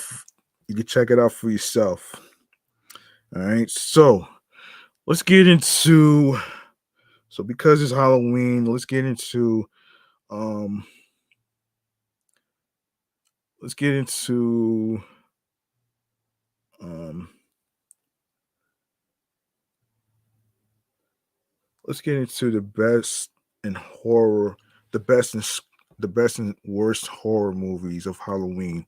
Um this is gonna be from Scary or Stupid. So this is from Northern Star dot info. So let's get into it right here. So um start as Halloween quickly approaches, let's take a look at some of the best and worst horror films of this year. So best is Talk to Me. This A24 film was directed by Danny Philippou and Michael Philippou in their directorial debut. The story follows a group of teenagers who are um, able to conjure and communicate with spirits using an embalmed hand until one of them becomes hooked and unleashes horrible supernatural forces. Sophie Wilde gave an incredible performance in this feature, especially in the scenes where her character Mia used as a vessel by the spirits.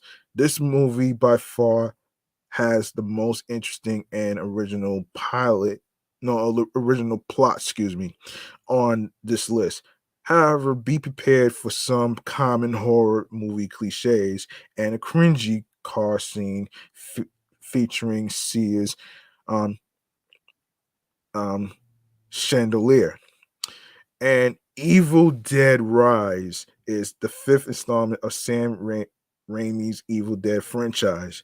Um, Directed by Lee Cronin, the movie follows a Los Angeles family battling for their lives against body possessing demons, released by an ancient book in their apartment complex after an earthquake. Oh boy.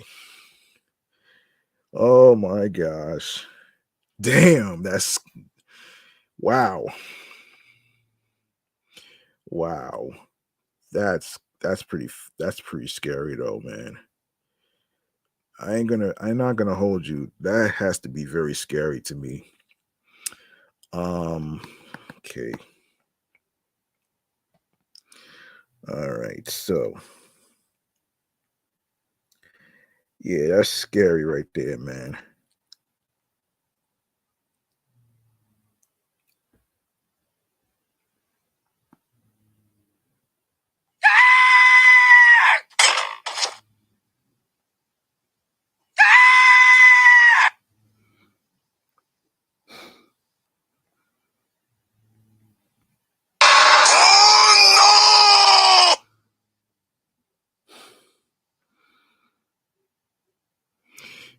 Yeah.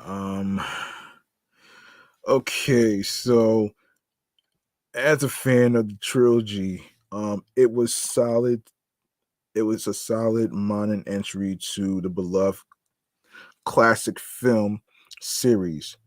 With shaky camera angles and unique shots not seen in order in other movies this year. It pays homage to the original movies that takes you right back to the 1980s.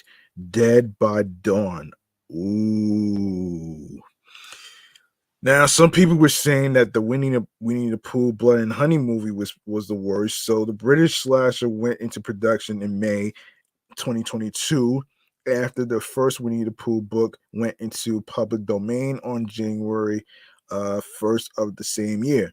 After returning to 100 Acre Woods after befriending a group of anthropomorphic creatures, Christopher Robins and a group of young women are terrorized by Pooh and Piglet after they become bloodthirsty murderers. This movie would have been funnier and scarier if they'd used the cute Winnie the Pooh from the 2018 Christopher Robin movie instead of some grown man in a cheap fat suit. The worst part about this movie is that does not it does not even have a proper ending after having to sit through almost 84 minutes of terrible dialogue and, special effects. I would have rather had an awful ending than some nonchalant roll of the credits.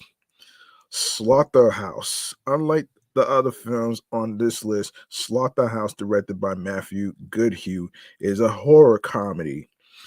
Emily Young is a senior in college that wants to be the president of her sorority. To gain popularity, she adopts a sloth named Alpha, and that is immediately loved by all until the sloth starts killing each sister one by one.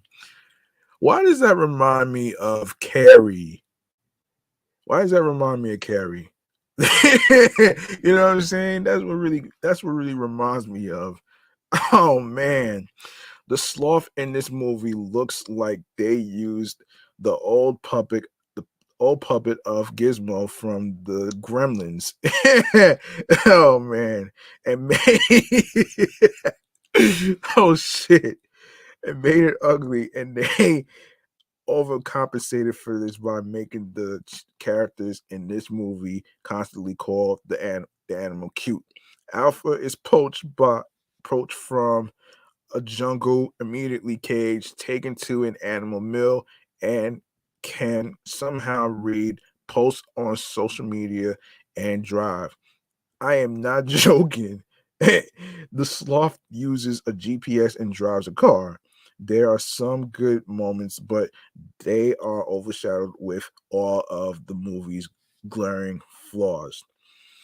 Um, there are still plenty of 2023 horror releases left uncovered, so stay safe on your movie watching journey because there are a lot of bad ones out there. Yes. Yes, and I'm not even gonna really I'm not even gonna get into and one of the worst movies.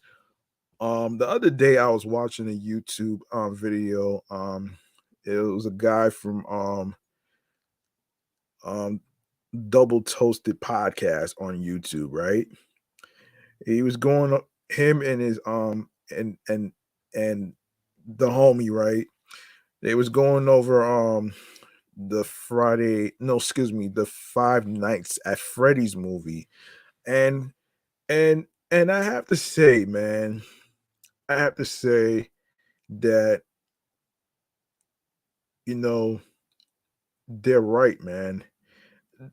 This movie is not as good as the games. Even though it's number one in the box office and getting a sequel and all that other stuff, I get that. But at the same token, from what I hear is that um some people were saying that there wasn't any suspense, um there wasn't any it wasn't really scary. It was not that scary, to be honest with you. And I'm not gonna forget that he's one of the guy said that it is a ripoff off of Willy's Wonderland by Nicolas Cage by which is so wow, which is so funny to me, man. I was like, wow. It's so funny that he said that shit too, man. And I'm not too sure, man. Like, I'm not too sure because as I was little growing up, I never even heard of this as a video game. I never heard of it. I mean, some people never heard of this video game, Five Nights at Freddy's. Like, what the hell, man? Like, really? Like, what the hell, man? And another thing I didn't really understand is that, some people were using the word lore. What the hell is a lore, man? What is that? What does the lore got to do with the damn fucking movie? I mean, what does that to do with anything? Like, come on.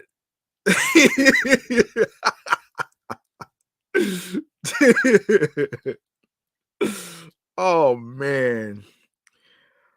Okay, let's keep going, man. Let's keep going. So we got the best and worst horror movies. Okay, so let's get into it right here.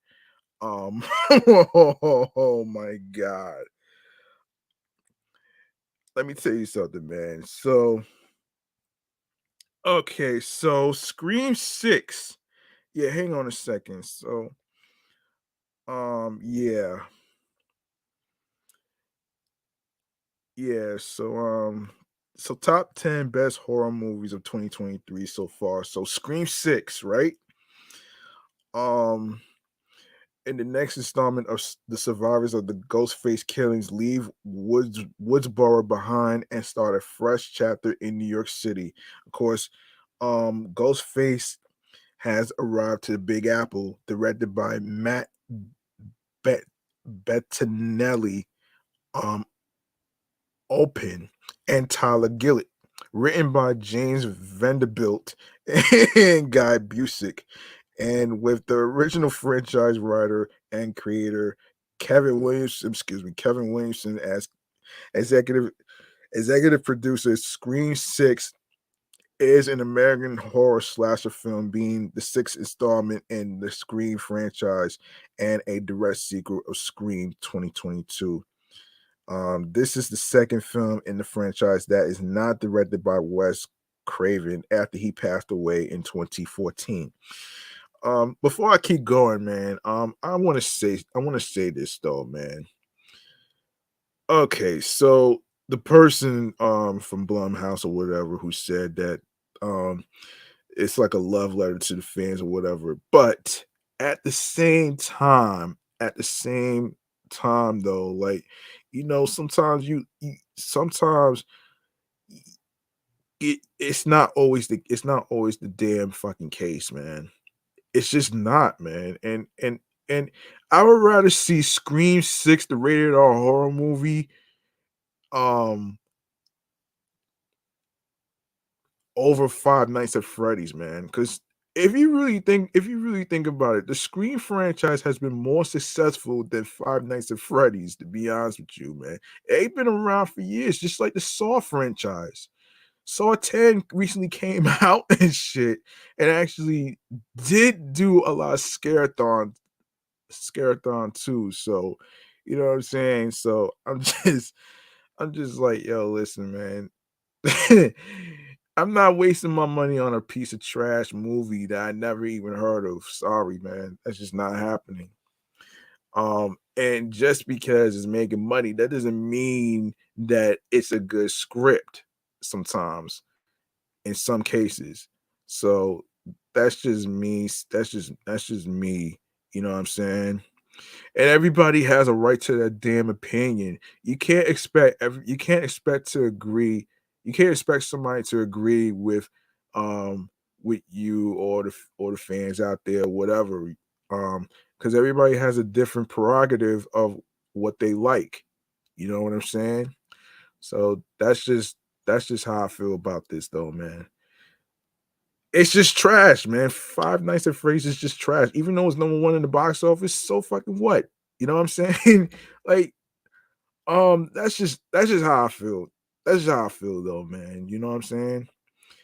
That's just how I feel though, man. Like, you know what I mean? And when I saw the trailer for Five Nights at Freddy's, I was like, what the hell is this? What is this one scene? I don't want to spoil it for any. I don't want to spoil it for anybody though, man. But there's certain scenes in the movie that can really throw people off though. You feel me? So I don't want to spoil it for anybody though, man. You know what I'm saying? So if you enjoy it, you enjoy it. Not a lot of people's gonna like the same stuff, folks. So I'm just saying though. Anyway, man, let me continue. A year after the events of Scream 5, actually, Scream 5, Scream 5 of the survivors find themselves in New York trying to move on and forget about Ghostface. Unfortunately for them, the masked killer has followed their steps and hides in the crowds, waiting for the right moment to attack. None of the characters are safe, as the film reminds us that legacy characters can be killed too. Damn. Scream 6 has the best opening scene after Scream, the first Scream movie that happened in 1996 with Drew Barrymore, who now is a talk show host with her own talk show. It's it's brutal, gory, has a mid-scene plot twist, and sets the tone for the rest of the film. The film continues the franchise consistently in black comedy and satirizes the slasher subgenre and the trend of the film franchises. The film of Kirby Reed and Gail Weathers' first phone call with Ghostface will please fans since both have been awaited for a long time. Of course, Jenna Ortega delivers once again a remarkable performance, and next to Melissa Barrera, both are set as future screen queens. And taking the story out of Woodsboro makes the film feel fresh, and bringing it back to college resembles Scream 2 1997. The writers took advantage of the new setting, creating tense and creative chase scenes. As an example, in the subway scene, Mindy Attack and the convenience store both featured in the teasers and marketing material. We have the most brutal and dangerous Ghostface yet, with a shocking reveal and plot twist. Fans will enjoy the latest installment in one of the best and most solid horror franchises in cinema history. And by the way, there is going to be a Scream 7 in the works. Um, and I'm not sure of the release date, but um if I get more information about Screen 7, then I'll actually give it to y'all on this New York Avenue podcast platform. All right, so Evil Dead Rise, a twisted tale of two estranged sisters whose reunion is cut short by the rise of flesh possessing demons, thrusting them into a primal battle for survival as they face the most nightmarish version of family imaginable. And mommy's with the maggots now. Evil Dead Rise is a 2023 American supernatural horror film written and directed by Lee Groening, from The Hole in the Ground, and produced by Robert Tappert. Tappert. It is the fifth installment of the Evil Dead film franchise, originally set for a stream only release on HBO Max. The film was switched to a theatrical release in August 2022, having its premiere at South by Southwest on March 15th, 2023, and is scheduled to be released in theaters in the United States on April 21st by Warner Brothers Pictures. Feeling like a love letter to the franchise soaked in blood, Evil Dead Rise takes the best elements from the original trilogy and the 2013 remake to create another good entry in the franchise. Fun, groovy, intense, and gory are word the best words to describe the fifth film in the franchise that continues the legacy the best way possible, just like Scream 6 did. Evil Dead Rise changes the usual setting, taking us out from a cabin in the woods and trapping us in a apartment complex in the city until dawn. The entire cast delivers a good performance, but Alyssa Sutherland as Ellie is the best one of all, switching between a loving mother and the host of a demon. Oh shit. Sutherland's performance will haunt you in your dreams. The marketing team did a good job hiding all the good parts of the film and the trailers, making the watching experience even better. Unfortunately, um, not everything is perfect since the ending can turn predictable, but taking that aside, Evil Dead Rise is the return to the big screen that the franchise and fans deserved, and I'm sure that is one of the best horror movies of 2023. All right. Let's see. All right, I'm gonna actually let me see. I'm actually going to shit. Let me see. There's um let's see.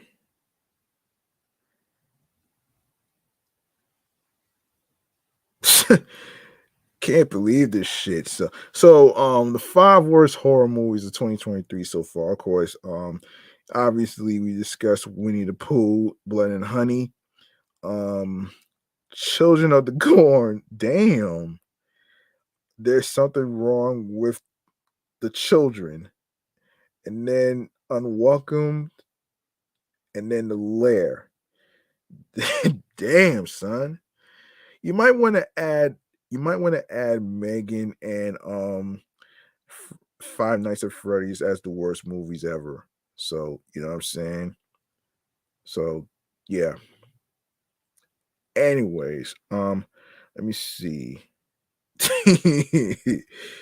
Oh shit. All right. Um, so the best horror movie so far is Renfield. There's Scream 6. There's Talk to Me. There's Evil Dead Rise.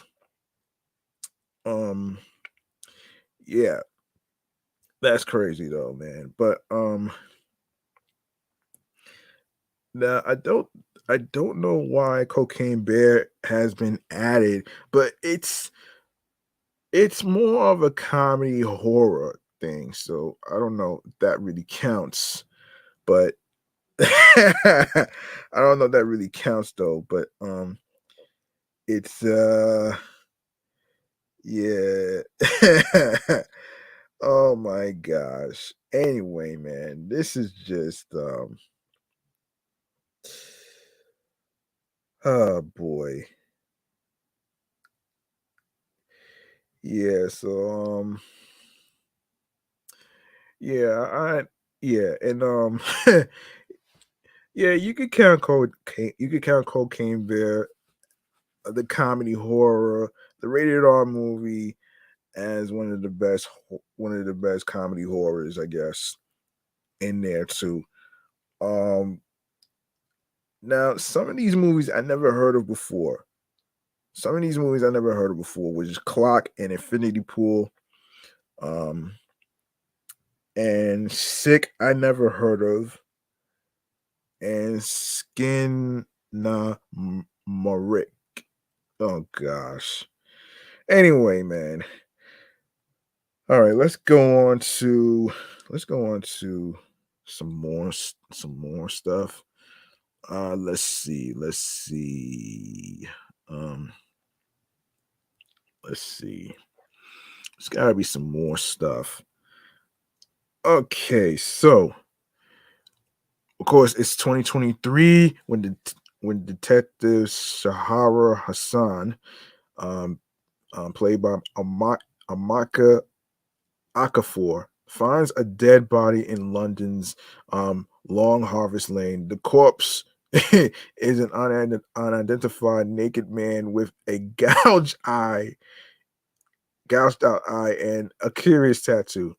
Detective Alfred Hillinghead, played by Kyle Soller, finds the same body in the same spot in 1890. Oh shit.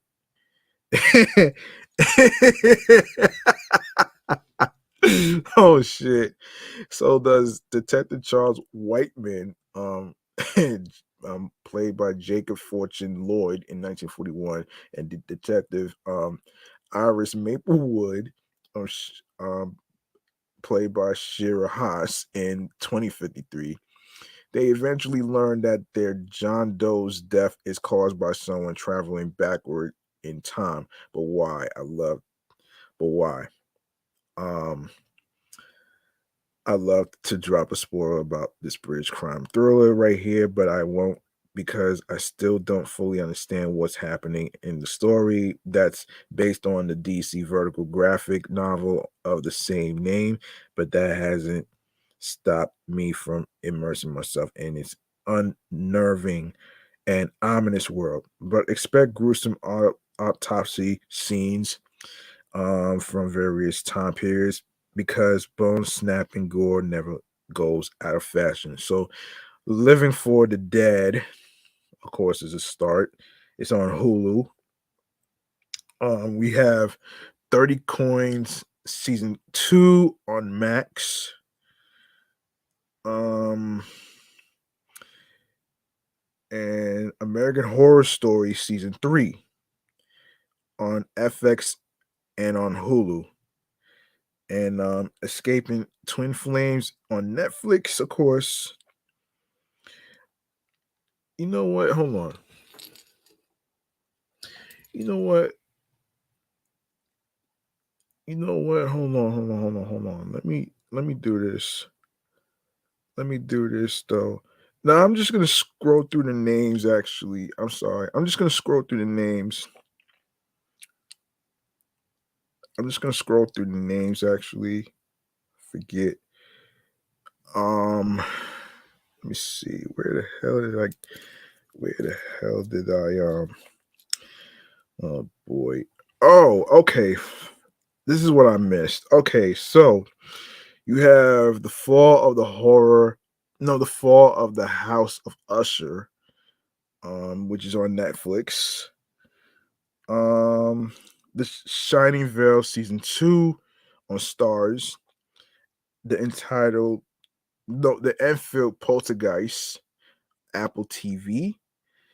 Devil on Trial on Netflix. Bodies on Netflix. I already mentioned Living for the Dead, 30 Coins, American Horror Story season 3, Escaping Twin Flames, um, which premieres November 8th on Netflix. Um, yeah. Okay, so maybe this three-part documentary drops after Halloween, but a good um A good story is evergreen. This series from director Cecilia Peck goes behind the scenes of a controversial dating site that attracts an online community of mostly single women by guaranteeing it will help them find and keep their true soulmate, aka their twin flame. The site is run by the husband and wife team Jeff and Shalea Agan, and the series features the first-hand accounts of women who allege abusive indoctrination methods, encouragement to stalk their desired flame, and manipulative tactics, um, that made them doubt their very gender and sexual identities. The Twin Flame universe is actively recruiting new members, so here's a chance to witness the horror without paying thousands of dollars in class fees to the aliens. Oh boy. So bonus watching suspenseful series and Hammer films. Woof. So um yeah, so in case you missed the September releases, the Changeling, Apple TV, the other Black Girl, Hulu spin the unfortunate realities of postpartum depression and racism in the workplace, respectively, into suspenseful tales of gaslighting terror. Oh boy. Um And if you are in the mood for a movie instead, try streaming at least one classic Hammer horror film before handing candy out on the 31st. Dracula AD 1972, The Mummy, and The Devil Rides Out are just a few of the gothic, often groovy gems um, that were made by the British Hammer production house throughout the 50s, 60s, and 70s. You'll find them on Max, Amazon Prime, and lots of other platforms where Anglof- Anglophiles appreciate the sinister charisma of Christopher Lee and the gentlemanly ghoulishness of Peter Cushing. Okay. So there you have it right there, man. There you have it right there.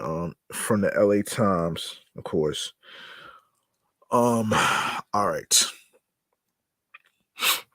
Let's see. Let's see.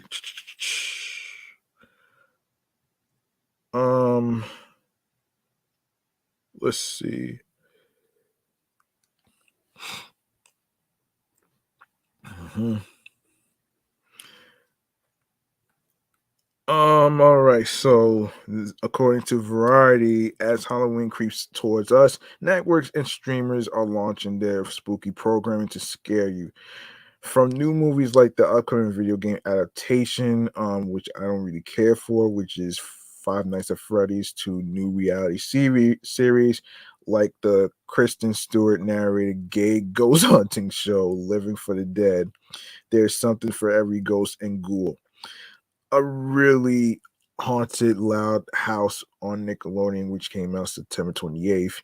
Based on the Loud House franchise, the new movie follows Lincoln Loud, who, with the help of his sisters uh, and best friend Clyde, must save Halloween when the Loud House is attacked by new kid Xander and his followers.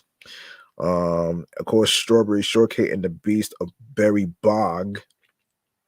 Not sure why this is made. Um, Not sure why this is made.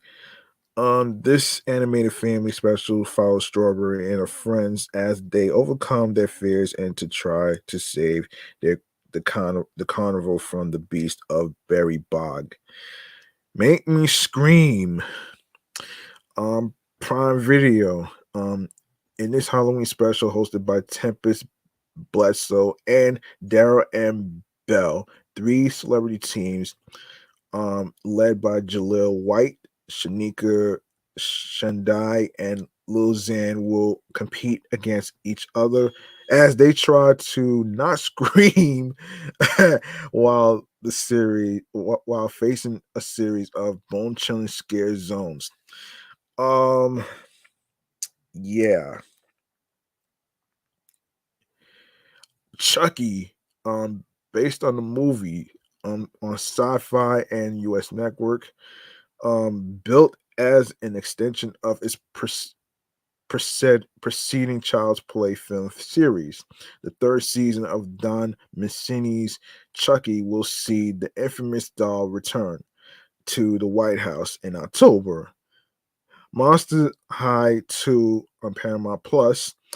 The popular toy line is brought to the screen once again in this sequel to the live action musical film. Pet Cemetery. Um, Bloodlines on Paramount Plus, based on a never before told chapter from Stephen King's Pet Cemetery. This horror film serves as a prequel to the 2019 film adapted from the same novel. The Great Halloween Fright Fight season premiere on AB already happened on ABC. Um, from the creators of The Great Christmas Light Fight, the series follows four families building eye popping home Halloween displays as they compete to win $50,000 and the Fright Fight trophy. Wow. The season premiere will feature the Brit Donaghy Macabre and Herman families facing off for Judge Carter Oosterhouse. Osterhouse. Um, the episode will air at 10 to 11 p.m. Eastern. The Fall of the House of Usher. This new Netflix original takes Edgar Allan Poe's 1839 poem of the same name and turns it into a Mike Flanagan special starring Bruce Greenwood. The horror comedy series is based on R.L. Stein's Haunting Books series and stars Justin Long, Anna Yee Puig, and Miles McKenna. The Shining Veil season 2 on stars Courtney Cox's Pat checks out of the psychiatric hospital after almost killing her family, only to find that her imagined alter ego, played by Mira Sorvino, has returned in human form as her family's new look-alike neighbor Ruth.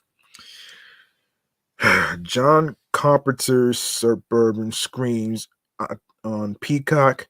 John Carpenter's latest unscripted horror series recounts the dark, often hidden stories of real life people living in the seemingly perfect suburbs. Living for the Dead is on Hulu. Um, the Kristen Stewart narrated reality series Living for the Dead follows five queer ghost hunters visiting haunted locations throughout the country, aiming to help the living by healing the deceased. Wolf Like Me, season 2 on Peacock. Mary, played by um, Isla Fisher, Gary, played by Josh Gag, grapple with one big question this season. Will their baby turn out to be a human or a wolf? Shape Island Halloween special, already on Apple TV Plus. The stop motion kids and family series Shape Island will release a Halloween special, Creepy Cave Crawl, in which Circle and Square are pranked by Triangle and then celebrate the holiday on their own with all treats and no tricks. The series is based on the Shapes picture books written by Mac Barnett and illustrated by John Klassen. American Horror Stories on Hulu right now. The anthology series spinoff of American Horror Story features a new sinister plot every episode. In a special Halloween event, the first four installments of season 3 will drop on. It really dropped on October 26th already. In case you didn't see it, you can go watch it on Hulu right now. Former Real Housewives of Beverly Hills star Lisa Renner will star in an episode called Tapeworm. You can watch the trailer on YouTube as well. The Enfield Poltergeist on Apple TV. The 4-part docu-series will dive deeper into the 1977 story of a family in Enfield, London, who was haunted by a poltergeist, with real recordings in sight from a paranormal investigator and interviews of those affected by the events.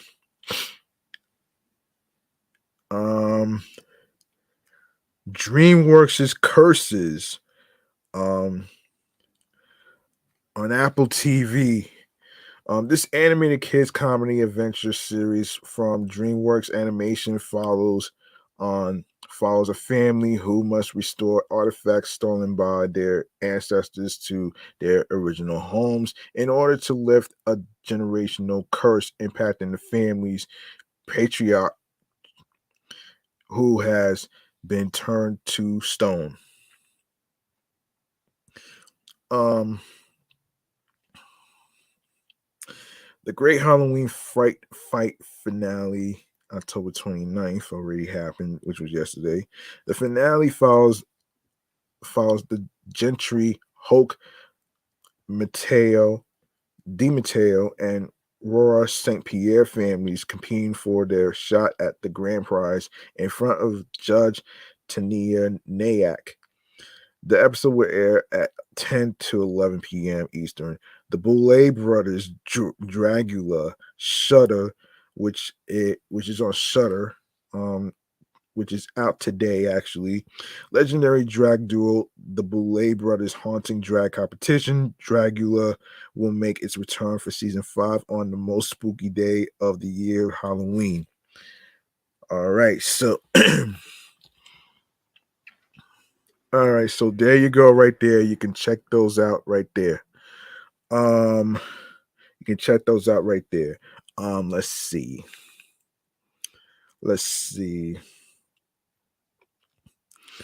All right, now that we're done with the best and worst Halloween TV and movies and stuff. Let's see. Let's start with the worst Halloween costumes you should not wear. 23. Oh man. And this is from BuzzFeed.com, folks.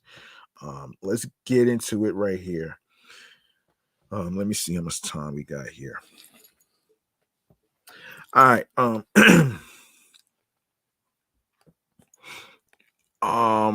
Of course. Yes, so here it is. So here it is. A second here.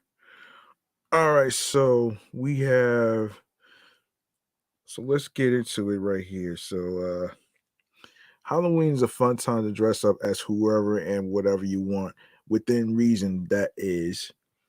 You got a whole world of costumes out there to sport. Just please avoid the ones below, okay? I'm begging you. Starting with number 1, resist the urge to go as Robert Oppenheimer.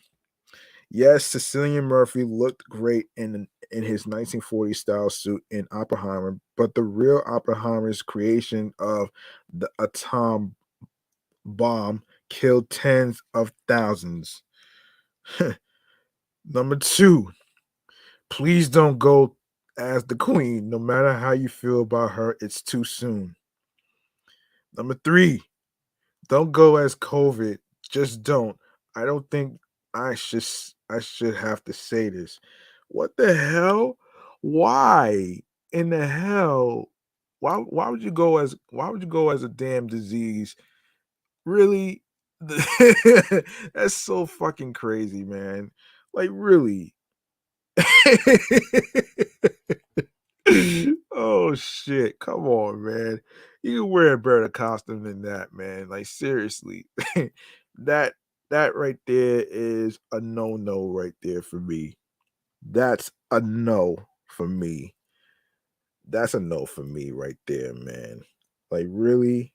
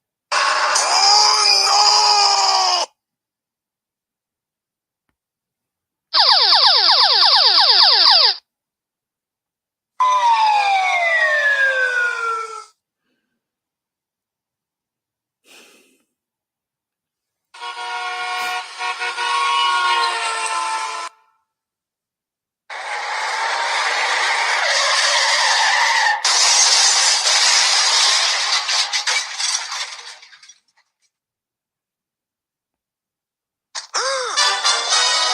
Oh my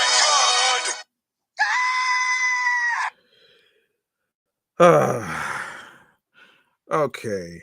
Now this costume right here is three times worse than the avocado toast.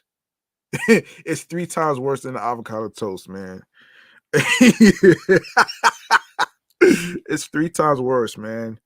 Um, Number four, let's not go as the vaccine either.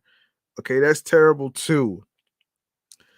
Number five, look, I get the urge to go as an anti-vaxxer. I really do. They are scary. Maybe, but maybe don't joke about things that have caused death.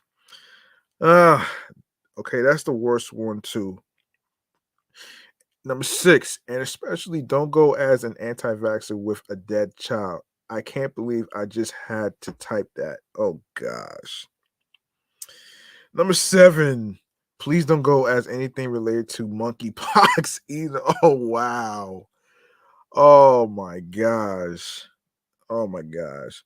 Number eight, or as any kind of plague doctor. Oh gosh.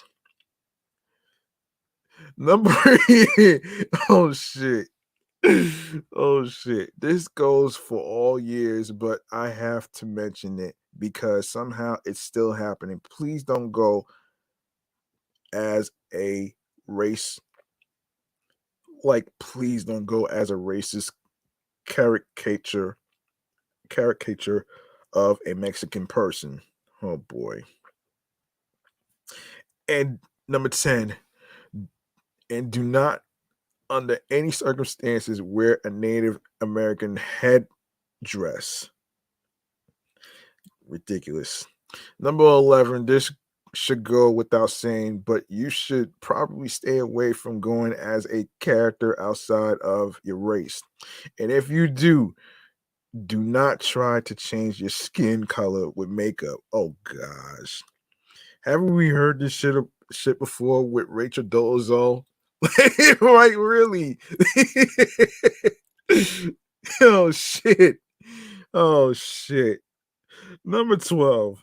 After all that's come out about Playboy this year, I stay away from going as a Playboy bunny, especially if you are doing a group costume as Holly, Bridget, and Kendra. Oh, ridiculous. Please don't go as anything related to the Will Smith Oscar slap. Oh my, really? Really? Really though? Really though?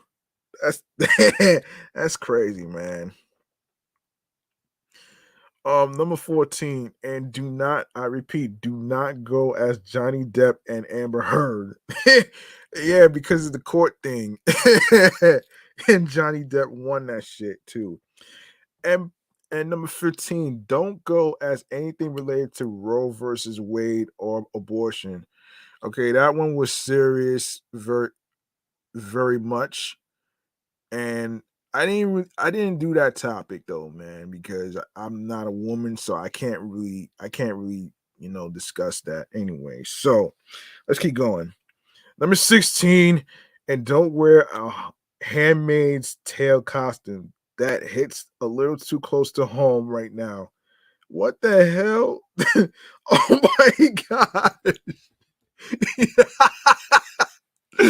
Oh shit. Number 17, stay away from politicians like Ted Cruz and Mitch McConnell, even if you are making fun of them. Yeah, I don't know about all that, but the memes is not going to stop anyway. Number 18, and I do not, number 18, and I do not, under any circumstances, want to see Donald Trump this year. We all don't want to see his ass, man, okay? No, no, no, man. That's a no for me. The hell is this, man? That's a no for me.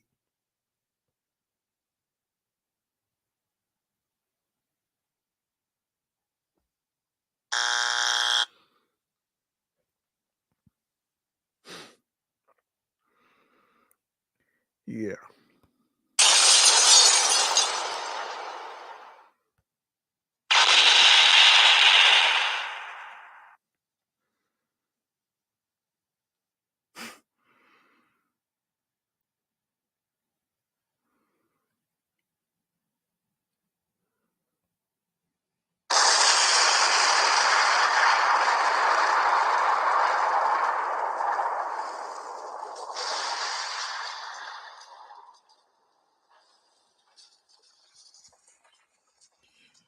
Okay, number 19, or Putin for that matter. Oh wow.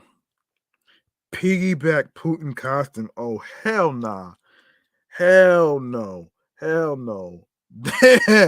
No, no, no, no, no, no, no, no.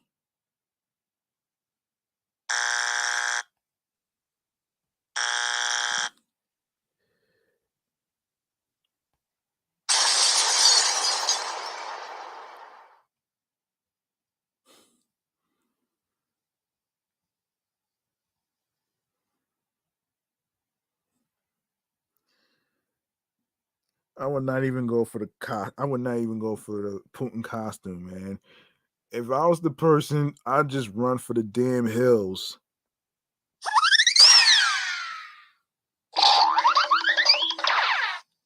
Yeah, that part too. Oh my gosh, man. Oh man, listen. Number 20, stay away from police, to be honest.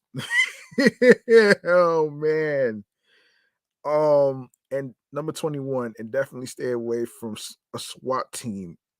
Okay. Oh shit. Number 22. Don't go as anything with the word slave in the name. This includes off-brand I Dream of Genie costumes. Oh no. Oh no. That's really fucked up right there. Oh man. And then lastly, um number 23, don't go as any kind of sexualized children's costume like a sexy minion. Oh shit. Wow. No, there's more. I'm sorry, there's more. Um, I'm sorry, there's more. The last one is number 24. And finally, can we finally retire the sexy schoolgirl outfit? Like, please. You know, I don't know, man. I don't know if I don't know if I would really consider that the worst Halloween costume, but there's a few. And I already mentioned the avocado toast costume, which is the worst. Yeah. Um that part. Oh shit. And we got more. We got more.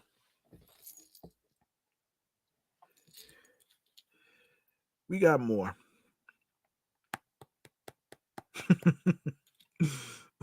Man. Yeah, we got more best and worst costumes. So I'm gonna actually hold up a second. And this is from Daily Mail. Um, all right, so the celebrity world loves a good Halloween dress up, and even though the official holiday isn't until Tuesday, which is today, the star-studded bashes and costume snaps on Instagram kicked off this weekend, and the likes of Vast J. Morgan and Kendall Jenner have been hosting lavish parties, inviting all their famous friends, while other have showed off looks on socials.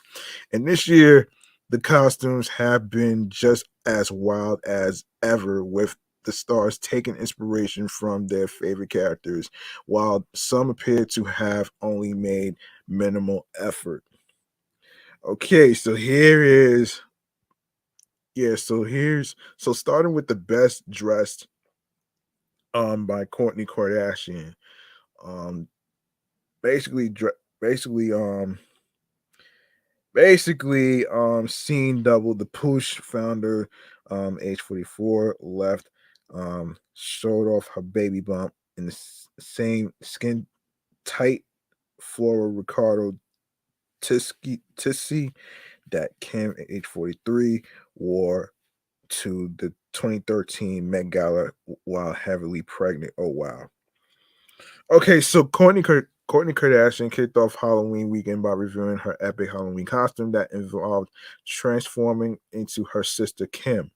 The Poosh founder, age 44, showed off her baby bump in the same skin tight floor Ricardo Tisci that Kim, age 43, famously wore to the 2013 Met Gala while heavily pregnant with her daughter Northwest, now 10.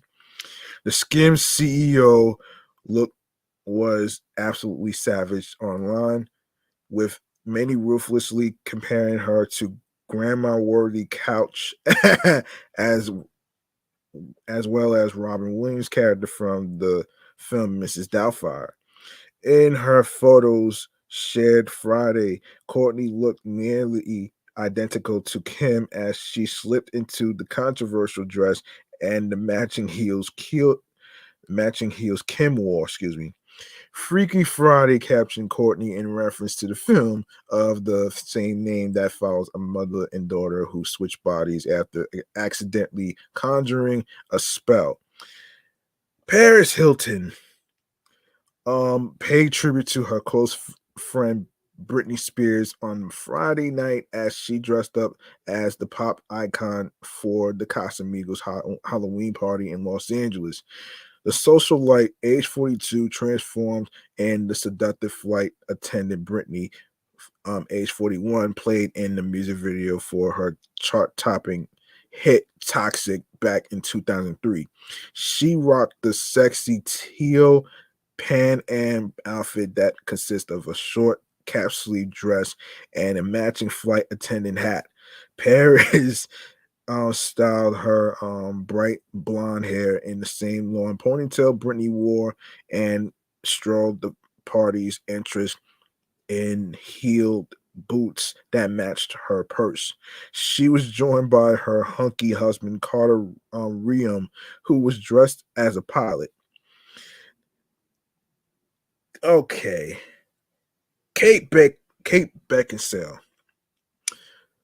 looked out looked out of this world on Saturday evening as she reincarnated one of American cinema's most alluring science fiction characters. The actress revived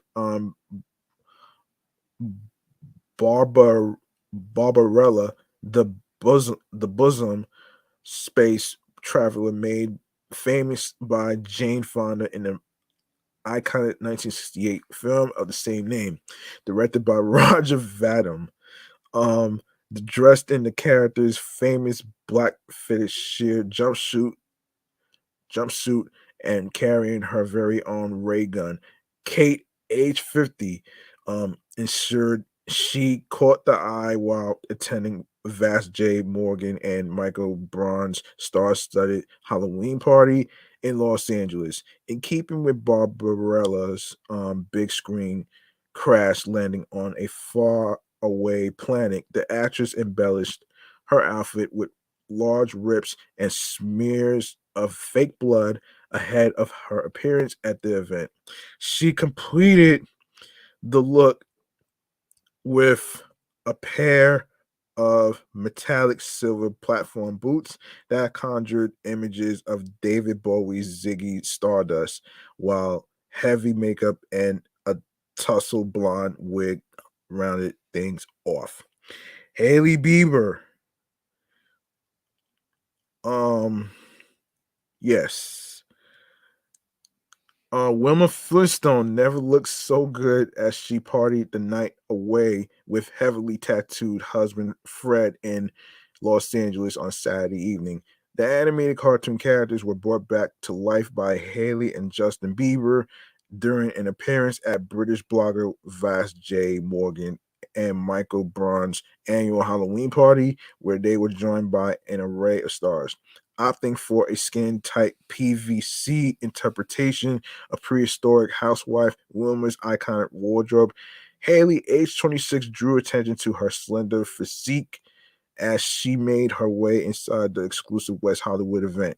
She added to the look with a distinctive red bobbed wig, while a diamond encrusted necklace featuring the single letter B appeared to be her only notable accessory.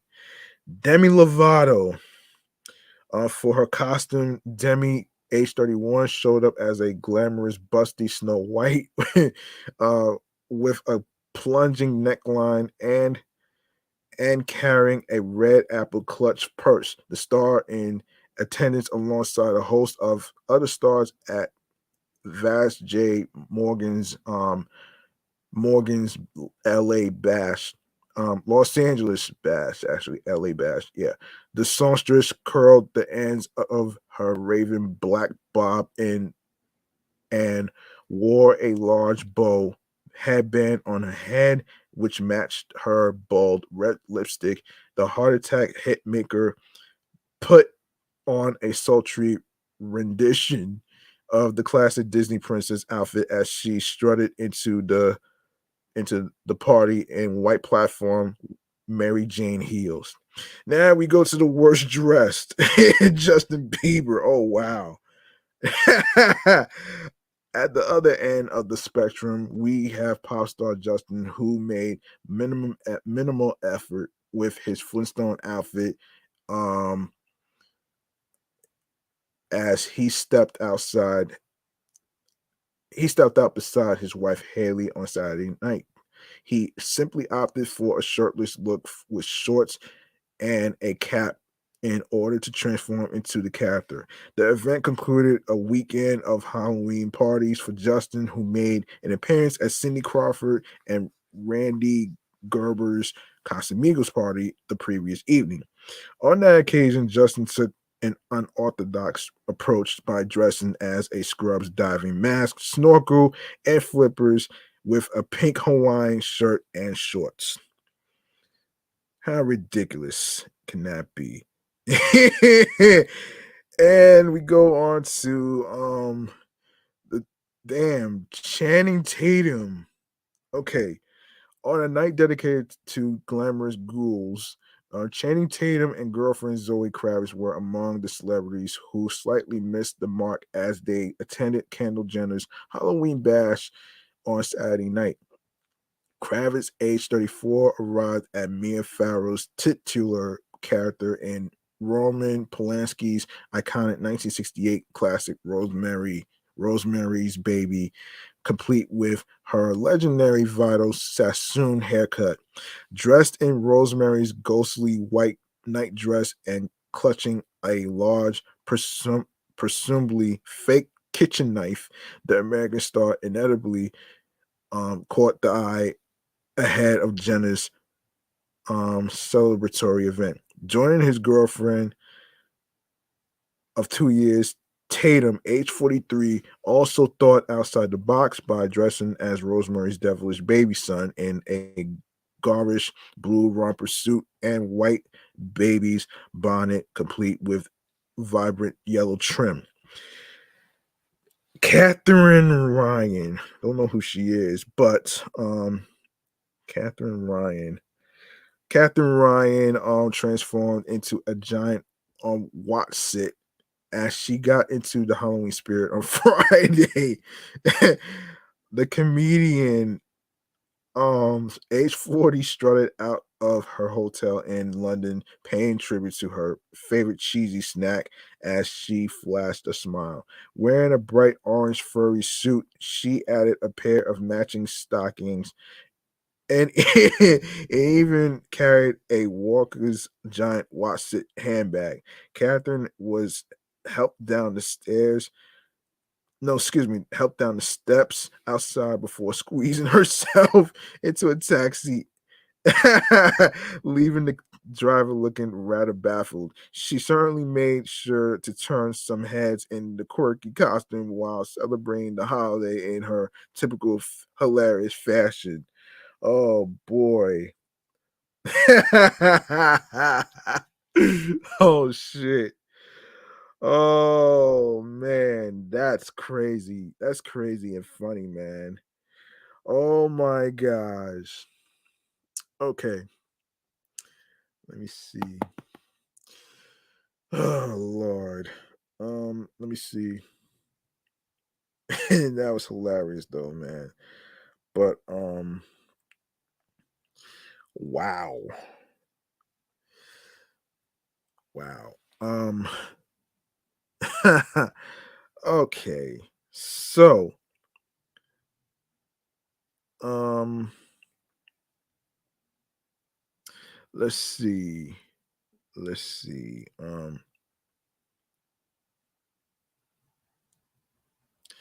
Wait a minute here. Let's see. So let me see.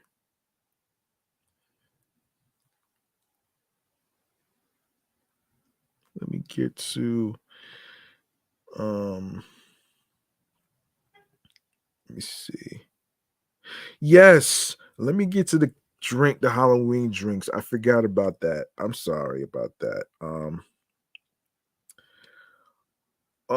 There before I get to that, I know there's more Halloween costumes that I need to go over actually. So I'm gonna go to people right now. So of course, obviously, oh man. So it's like what? What is it?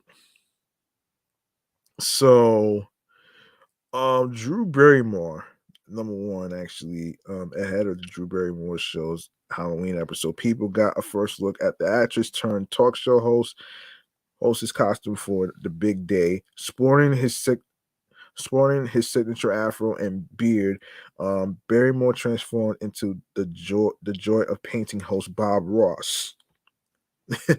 Ice Spice, um, dressed up as cartoon icon Betty Boop for her iHeart Powerhouse 105.1 performance on Halloween weekend. Wow. Yeah, we just discussed the Halloween costumes between Justin and Haley Bieber. So Bieber had the worst costume. Haley has the best. So yeah. Oh my gosh. Anyway, yeah, we just talked about Justin Bieber already, so I'm not gonna do it again. So it's crazy, man. This is some crazy ass shit, though. This is crazy. I already talked about Demi Lovato and the Snow White character already. Camila Mendez and Rudy Mancuso. So Camila Mendez got all dolled up in a sparkly Catwoman suit, inspired by Julie Newmar's portrayal of the feline heroine. The Riverdale star was accompanied by her boyfriend Ruby Mancuso, who rocked a leather jacket. Um, I already talked about Paris Hilton. Um, um, Kelly Sawyer, Patrikov, and Jessica Alba. No, that's number 8. Jeez Louise, man. All right, so Jessica Alba also channeled Britney Spears' toxic wardrobe at the Casamigos party. The Honey star boldly replicated the nude, sparkly bodysuit Spears wore in her music video. She completed the look with a bright blonde wig, silver stilettos, and natural makeup. Alba's pal Kelly Sawyer, um, Petrikov, also tapped Spears' video style, wearing the classic schoolgirl look for from her video "Baby One More Time." Number 9, Halsey. In their sheer ruched skirt and white bikini top, Halsey looked like an ethereal siren straight from the sea. Oh shit. Kendall Jenner, number 10. This year, the 818 tequila founder masqueraded as Marilyn Monroe in a blonde wig, a simple black turtleneck, and oh man, and a white pants. Jenner's outfit was seemingly modeled after the Hollywood bombshell's iconic 1953 Life magazine photo shoot.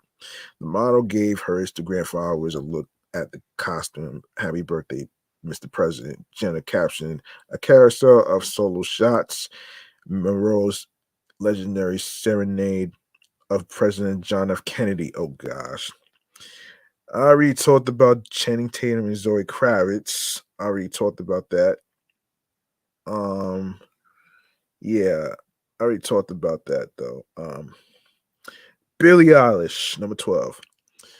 The happier than ever singer wrangled up a cowgirl costume for Kendall Jenner's Halloween party held at the Chateau Marmont. Eilish, dressed in her Wild Western best, wearing a gingham top, a cowboy hat, and a bald belt buckle. She even carried a full shotgun and gun belt for extra fun. At an event, Eilish posed with her friend Devon Lee Carlson, with whom she has a lot no has a common ex in Jesse Rutherford. Last year, when the singer was still dating Rutherford, they poked fun at their age gap by dressing as a baby and an old man for Halloween. Oh shit. Natalia Bryant, number 13. The late Kobe Bryant's eldest daughter, Natalia, was graceful in a white ballerina costume that looked straight out of Black Swan. She wore the tutu and headpiece to Kendall Jenner's West Hollywood brush. And number 14, Charlie D'Amelio and Landon Barker um leaned into their romance as Romeo and Juliet from Baz Luhrmann's 1996 film. The TikTok sensation wore angel wings while her boyfriend was a true knight in shining armor. Number 15, Megan Fox and Machine Gun Kelly. On Friday, Machine Gun Kelly and Megan Fox made a haunting appearance in Beverly Hills for the Casamigos Halloween party. The pair dressed up as characters from Quentin Tarantino's 2003 classic Kill Bill Volume 1. The Transformers star donned a schoolgirl assemble and black wig to be fictional assassin Gogo Yubari, and the rocker wore a yellow jumpsuit like Uma Thurman's character in the film. Patrick Schwarzenegger, number 16, brought the bling to Chateau Marmont as Elvis Presley. He rocked the bedazzled eagle on his white suit. Number 17, Kelly Ripper and Mark Consuelos. The Live with Kelly and Mark co-hosts wore elaborate face paint and festive clothes for their matching Dia de Muertos costumes at Bette Midler's annual Halloween gala. Ripper wore a headpiece above her blonde locks, which she braided with ribbons, with her husband suited up in a gold embellished blazer. Number 18, Chloe Bailey goes as Catwoman. The singer looked sleek as ever at Bet Betty Midler's Halloween event, where she wore a body hugging latex Catwoman suit. Bailey shared some closer looks at her superhero style on Instagram, writing, "I'm dangerous, baby." Number 19, Padma Laksh Lak Lakshmi, excuse me, Padma Lakshmi. Here we go. The former Top Chef host perfectly fit this year's Halloween theme. Once upon a Halloween, scary tales and deadline stories. Um, Lakshmi, Lakshmi's costume simultaneously captured Little Red Riding Hood's crimson cape style and that of the big bad wolf with fuzzy ears and face makeup. Number 20, Aquafina. Um, Lakshmi's mini me Krishna came along as well, wearing a goth style um um ging- gingham setup.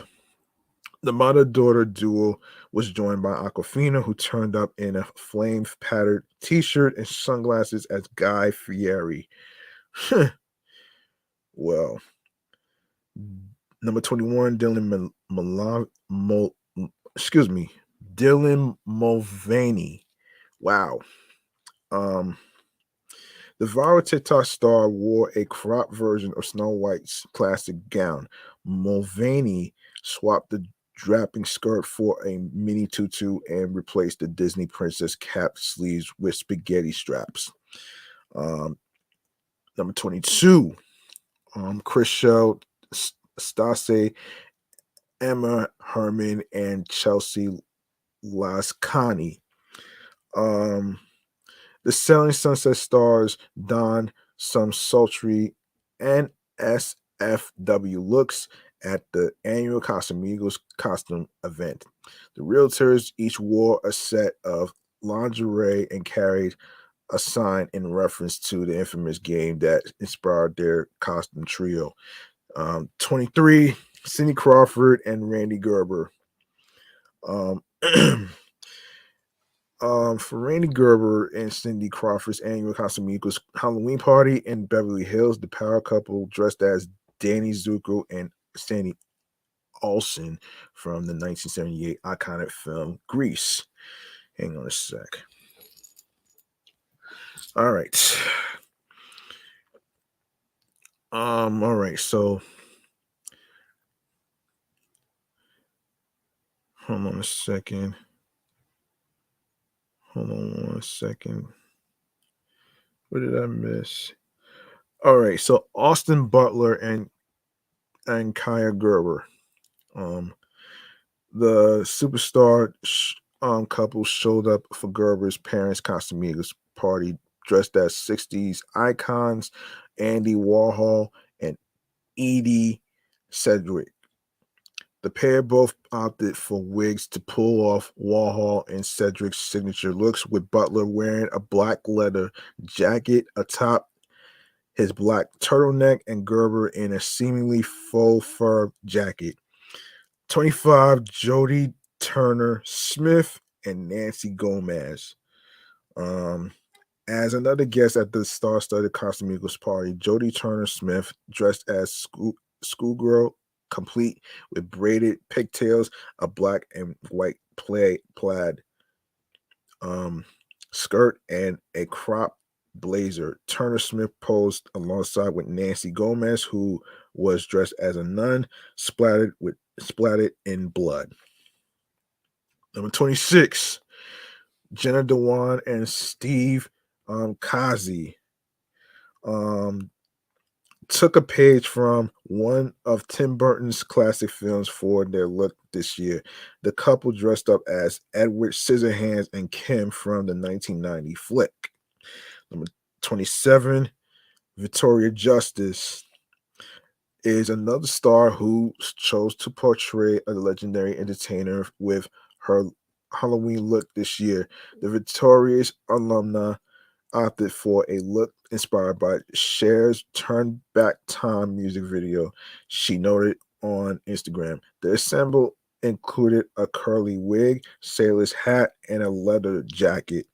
Number 28, Kelsey Ballerini. While stepping into hostess mode at a Halloween bash with the original donut shop in New York City, Kelsey Ballerini rocked a hot pink cowgirl Barbie costume inspired by Margot Robbie's look in the film. Kourtney Kardashian, I just talked about her already. Um, with the I already talked about that already. When searching for a baby bump friendly Halloween costume this year, Kourtney Kardashian looked no further than her own family. The Let Me founder, who is expecting her fourth child, stepped into sister Kim Kardashian's 2013 Met Gala look, which she wore while pregnant with Northwest. Courtney shared a series of photos to Instagram wearing the full length floral gown with her hair and makeup styled to emulate her little sisters, along with the caption Freaky Friday. Keke Palmer, number 30. For Keke Palmer's first Halloween as a mom, it's no surprise she incorporated 8-month-old um, Leo um, Andrelton in her look. In photos shared on Instagram, the Big Boss star is seen dressed as the Bride of Frankenstein, while her son stands over her dressed as scientist Henry Frankenstein.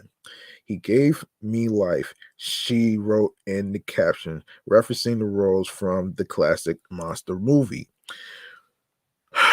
Northwest, number 31. Kim Kardashian and Kanye West's eldest daughter, Northwest, pulled inspiration from her dad when choosing her Halloween costume this year. In videos shared to TikTok account, the 10-year-old shares with her mom. North is seen dressed as Kanye's Dropout Bear mascot, wearing the exact costume seen on the cover of the rapper's 2007 album Graduation. Number 32, Sarah Hyland and Wells Adams. At the Casamigos party, Sarah Hyland and Wells Adams posed for a fun photo with the Bachelorette alum sporting a Boston hockey jersey, while the Modern Family actress wore a blonde wig and sweater vest. Number 33, Kim Petras.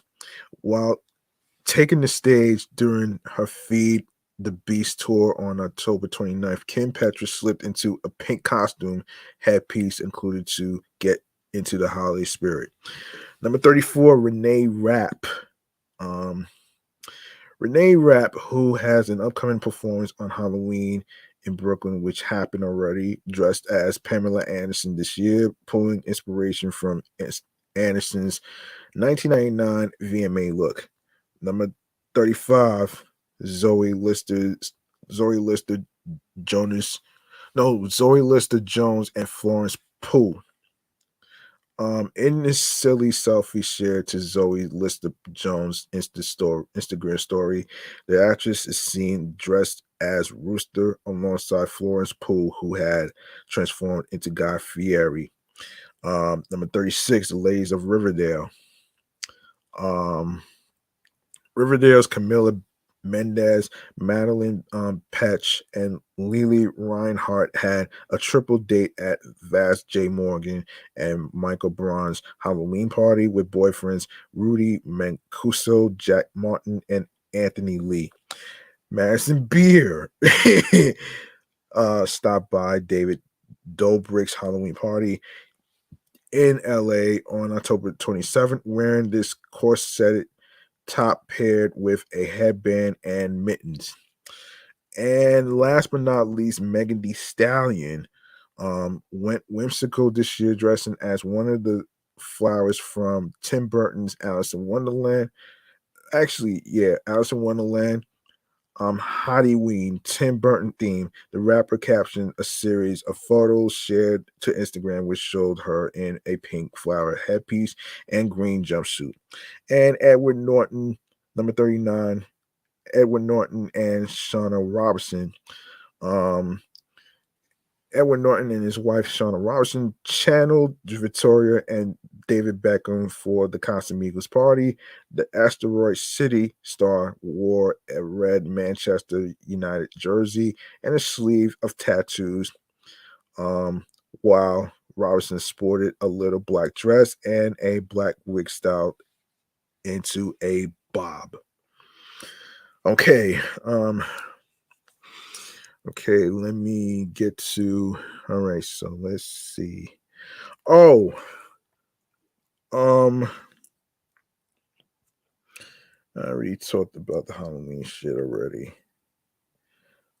Okay, so let me start off with s- let's start off with the Halloween drinks though. Um Halloween drinks actually. This is one of those things I want to actually get through um real quick. This is one of the drinks actually excuse me, that's not what I was looking for. This is one of the drinks that I saw recently on an extra TV episode on Fox. So this is pertaining to the Halloween drinks. There's nothing well, yeah. So let's get into a little thing, munchies and drinks, man. The Halloween edition. All right, so let's get into it right here. Um, hang on a second here. Hang on one second. Yes, let's get into it right here. Oh,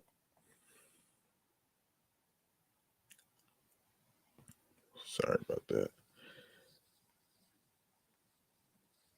Um, okay, so here it is.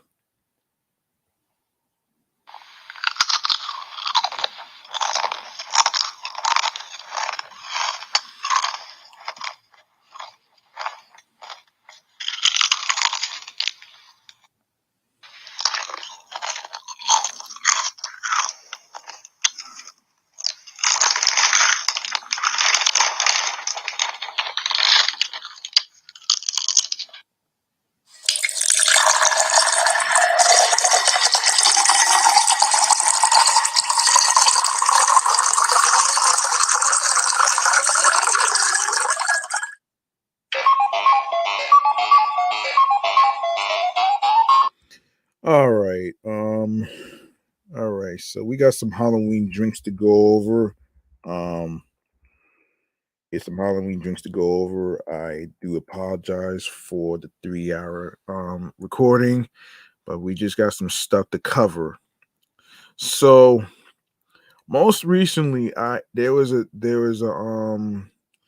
most recently as I'm watching Extra on Fox 5, there's this drink that I never even heard of before, but and this is from their website, Extra TV, actually. So, all right, so we're only days from Halloween, which is today, and the Casamigos party is the hottest one in all of Hollywood.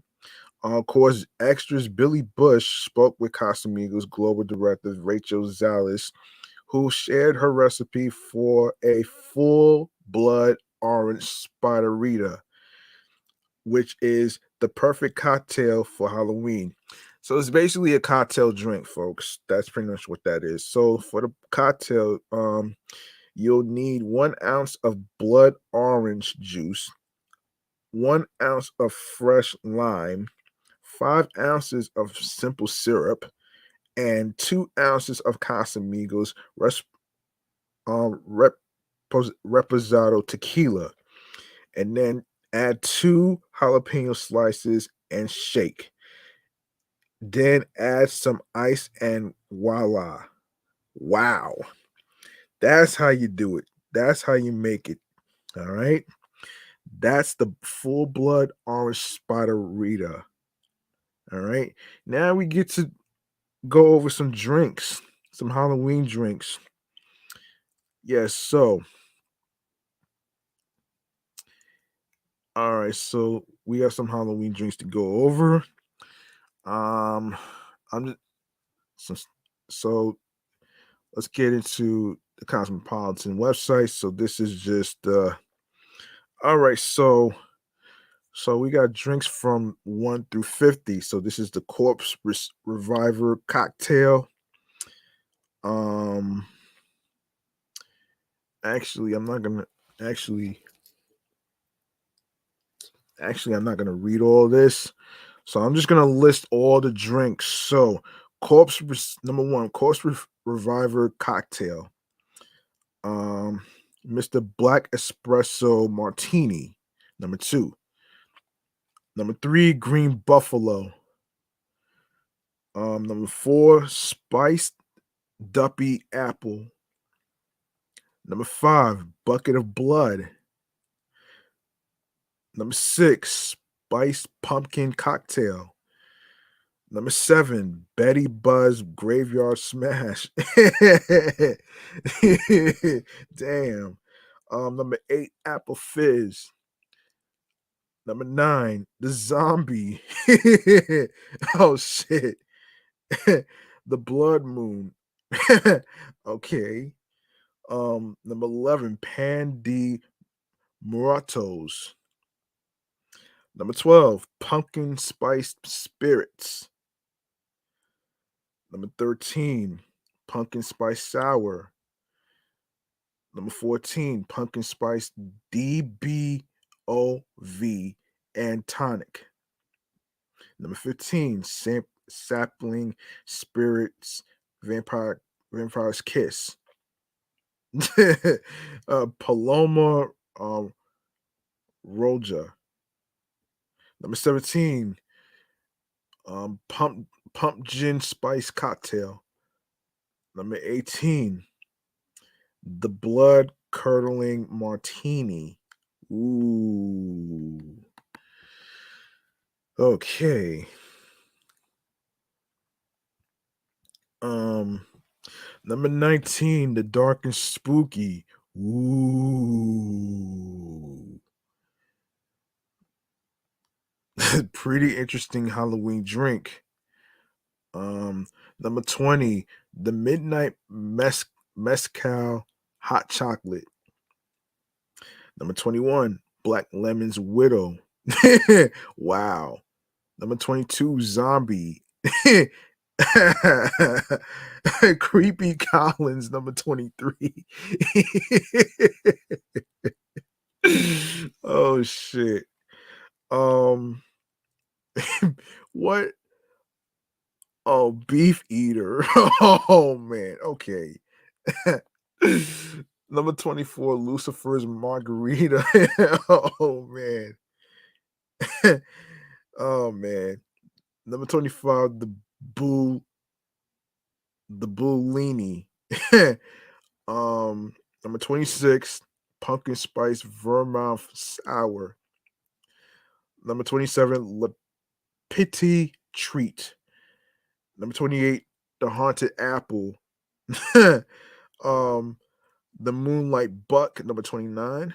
Number 30, Patreon Margarita. Margarita. Number 31, the Ofrenda. Number 32, Sweet Corn Old Fashioned. Number 33, Gooseberry Halloween Punch. Number 34, the Bramble Bite. Number 35, Caramel Apple Martini. Number 36, Vampire's Kiss Martini. Number 37, the Bloody Rob Roy. Man. Number 38, Dead of the Dead Cocktail. Oh, wow. Oh man, number 39. Oh man. Bury the hatchet.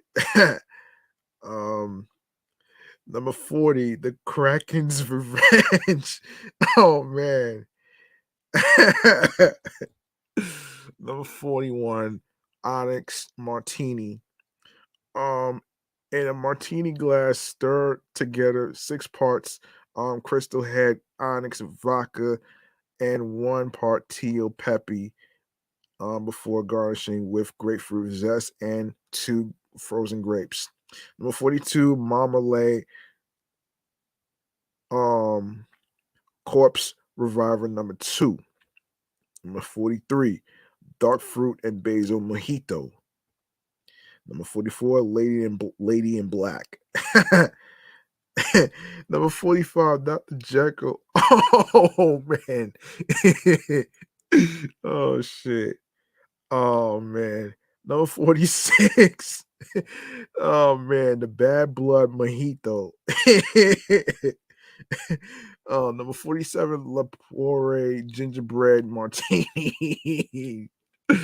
Oh man. Number 48, Viper Reviver. Oh man. Number 49, Ectoplasm Grimlet. And of course, number 50, Pumpkin Punch. Oh man. Okay. Wow. I'm sorry. All right. Oh man. So this is all right, so okay, so the 50 Halloween candies that matter rank from worst to best. So all right, so let's go over this thing, man. Okay, so all right, man. Hold on a minute here. Hold on 1 second. Um, wait a minute here. Wait a minute. Wait a minute. That ain't what I'm looking for. Okay. That ain't what I'm looking. Okay. Hold on.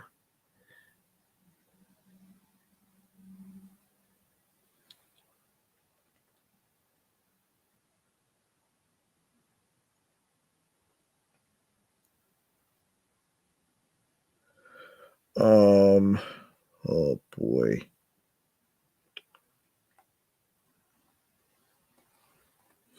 Hmm.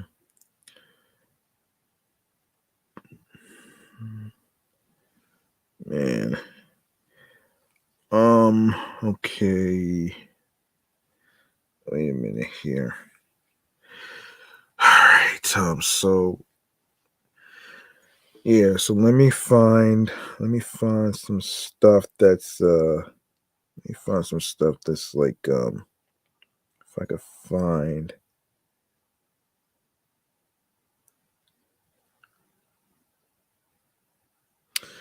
um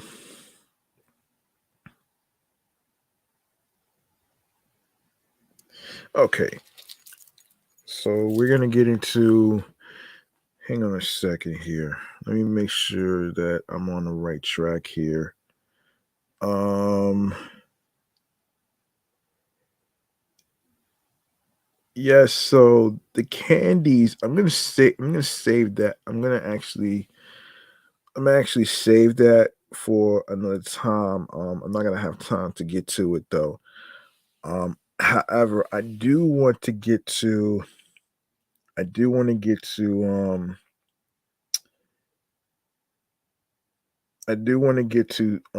Will Smith's podcast actually. So um I'll save that for another time actually. I'm gonna save that for another time.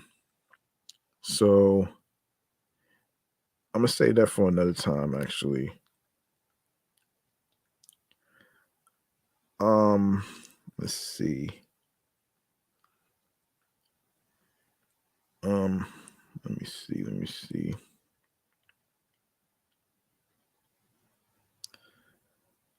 Okay. Of course, obviously,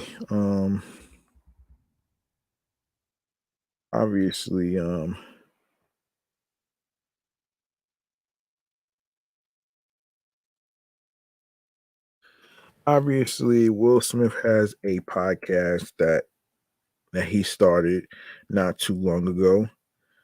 If I could find that story, um, if I could find that story, actually, hold on a minute. Um,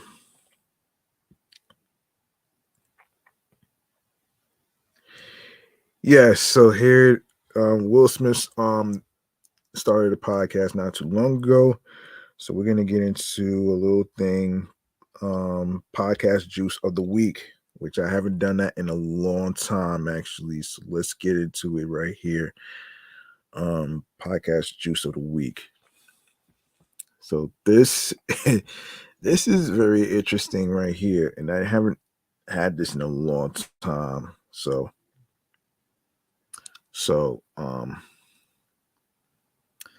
okay.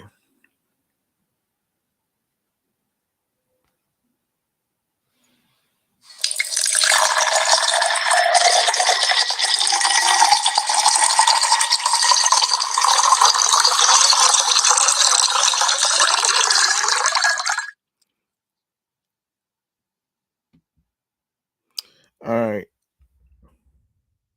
Will Smith has a new podcast that's out right now, actually. Um, according to um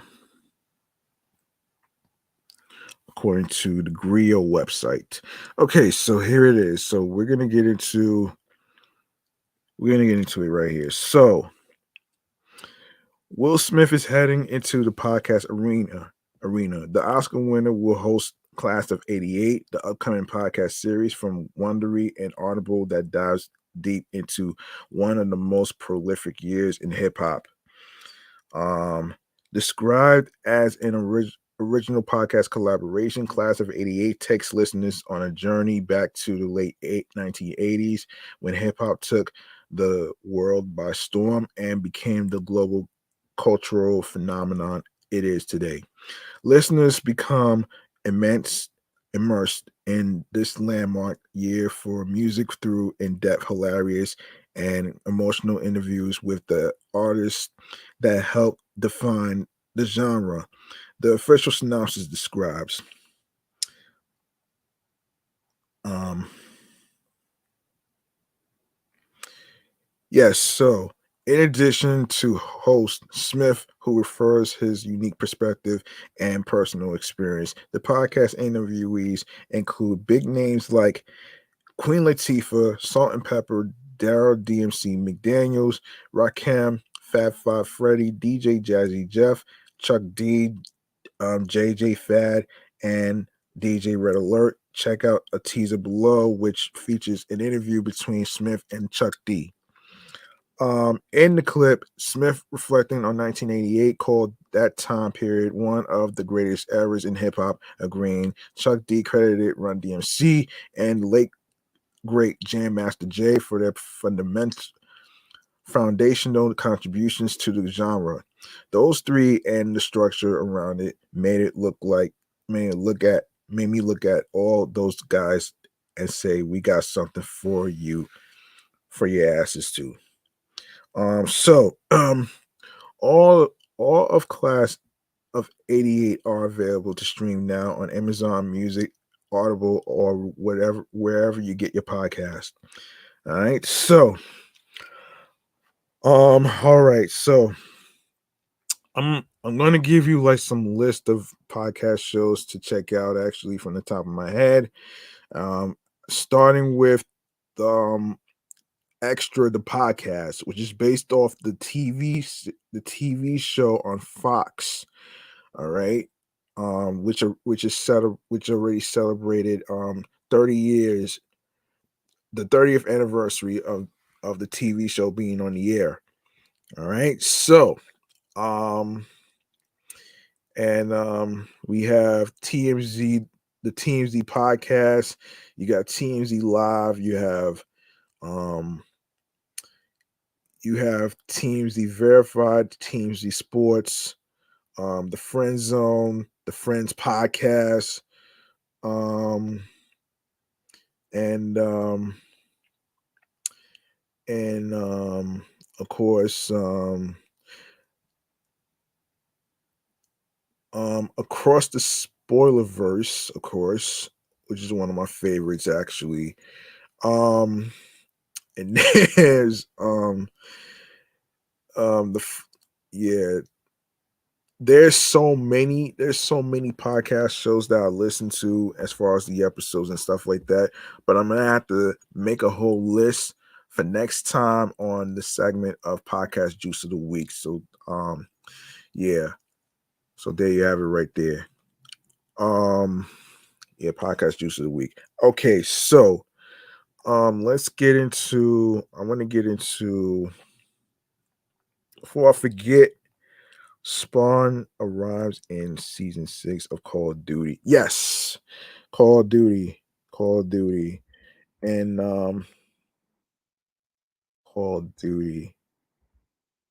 Um,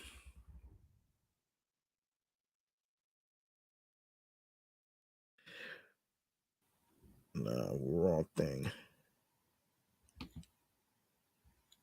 No.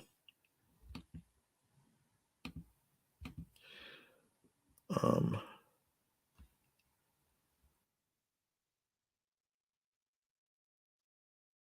damn. Um. All right. Let me just go on to the next topic.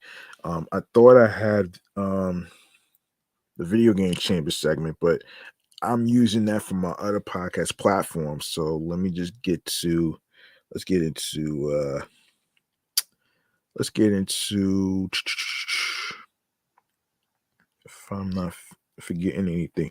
Oh, oh, yes, yes. This is what I was looking for. This is exactly what I was looking for. I do apologize for that one right there. Um, okay, this is from GameRant.com. All right, so um Call of Duty Modern Warfare 2 Season 6 will introduce a spawn skin and bring back zombie royale mode. The new season began on September 27th at 9 a.m. Pacific time and will be the last competitive period before the release of Modern Warfare 3. Season 6 will feature operator skins based on Skeletor, Evil Dead 2, Helsing, and a weapon bundle with the iconic chainsaw from Doom. Um, Call of Duty Modern Warfare 2 Season 6 is set to introduce an eye-catching spawn skin and mark the return of the popular Zombie Royale mode, among many other additions. The newly announced season will be the game's final competitive period before the release of Call of Duty Modern Warfare 3. Um, yes. Modern Warfare 3. The Call of Duty seasons typically run for about 2 months. For example, Modern Warfare 2 Season 5 started on August 2nd and is set to conclude on September 26th. Activision now officially announced Season 6, which is scheduled to begin the following day, September 27th at 9 a.m. Pacific time. Um,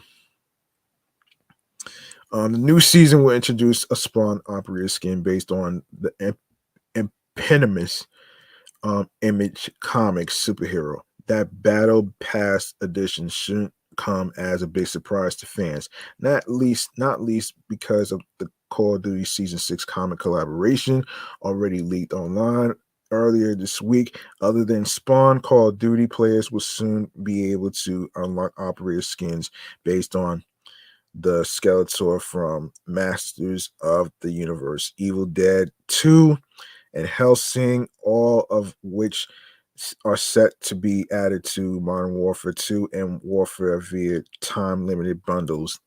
A weapon bundle containing the iconic chainsaw from Doom will also be a part of the upcoming seasonal offerings. Furthermore, season 6 will debut the first ever crossover between Call of Duty and Diablo, and with Activision confirming that Lilith and Inarius will be um, added to Modern Warfare 2 and Warzone's operator roster. The coming season should truly hit its stride come October 17th, which already happened already when this year's edition of the Haunting event is scheduled to begin.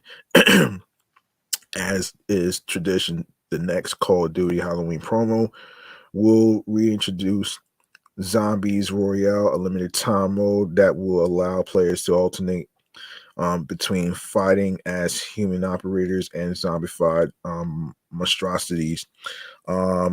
Two of each core and gunfight maps will also be available at the start of season 6, with the former pair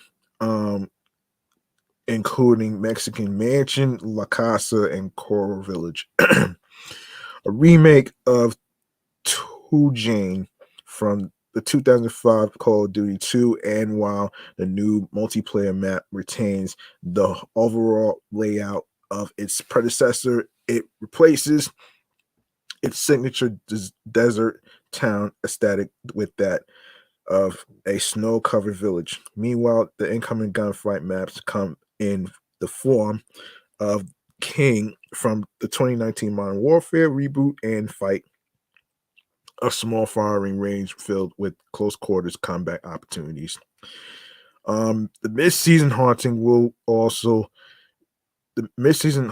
event will also introduce temporary map reskins of El Asilo and Embassy, both of which will be in service of its overarching Halloween theme, as is the case with the majority of the existing Call of Duty Modern Warfare 2 content. All new weapons and cosmetics coming in season 6 will be transferable to Modern Warfare 3. Of course, Call of Duty Modern Warfare 2 is available now for PC, PS4, PS5, Xbox One, and Xbox Series. All right. So there you go right there. Okay, before I wrap up here, I want to make sure I get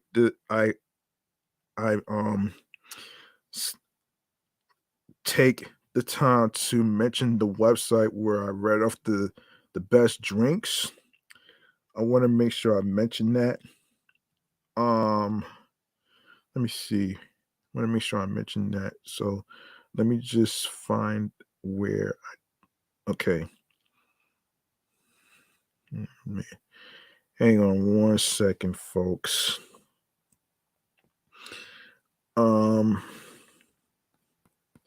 It's crazy, right? Okay, so the best drink recipes. Yes. Okay, so the 50 cocktails that I was just talking about here, if you want to know how to make it or whatever and stuff like that, that I just went over just now, as far as the recipes and how to do it and all that other stuff, you can check out the Cosmopolitan website, www.cosmopolitan.com/UK worklife, G3088/easy Halloween cocktails. All right, so there you go right there.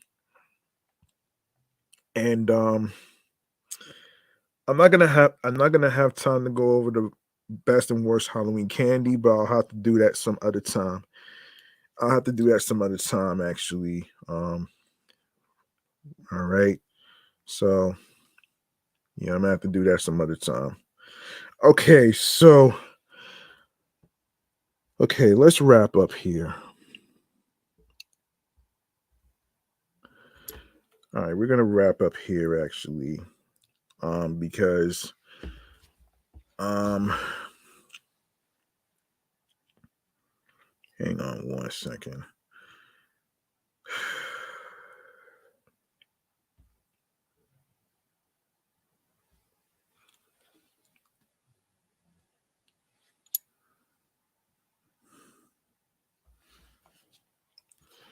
Hang on, hang on one second.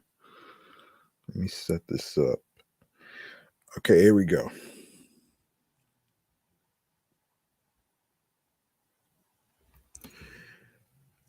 All right, I'm about to wrap up here right now. We're gonna go into the very, very, very last segment of the night, which is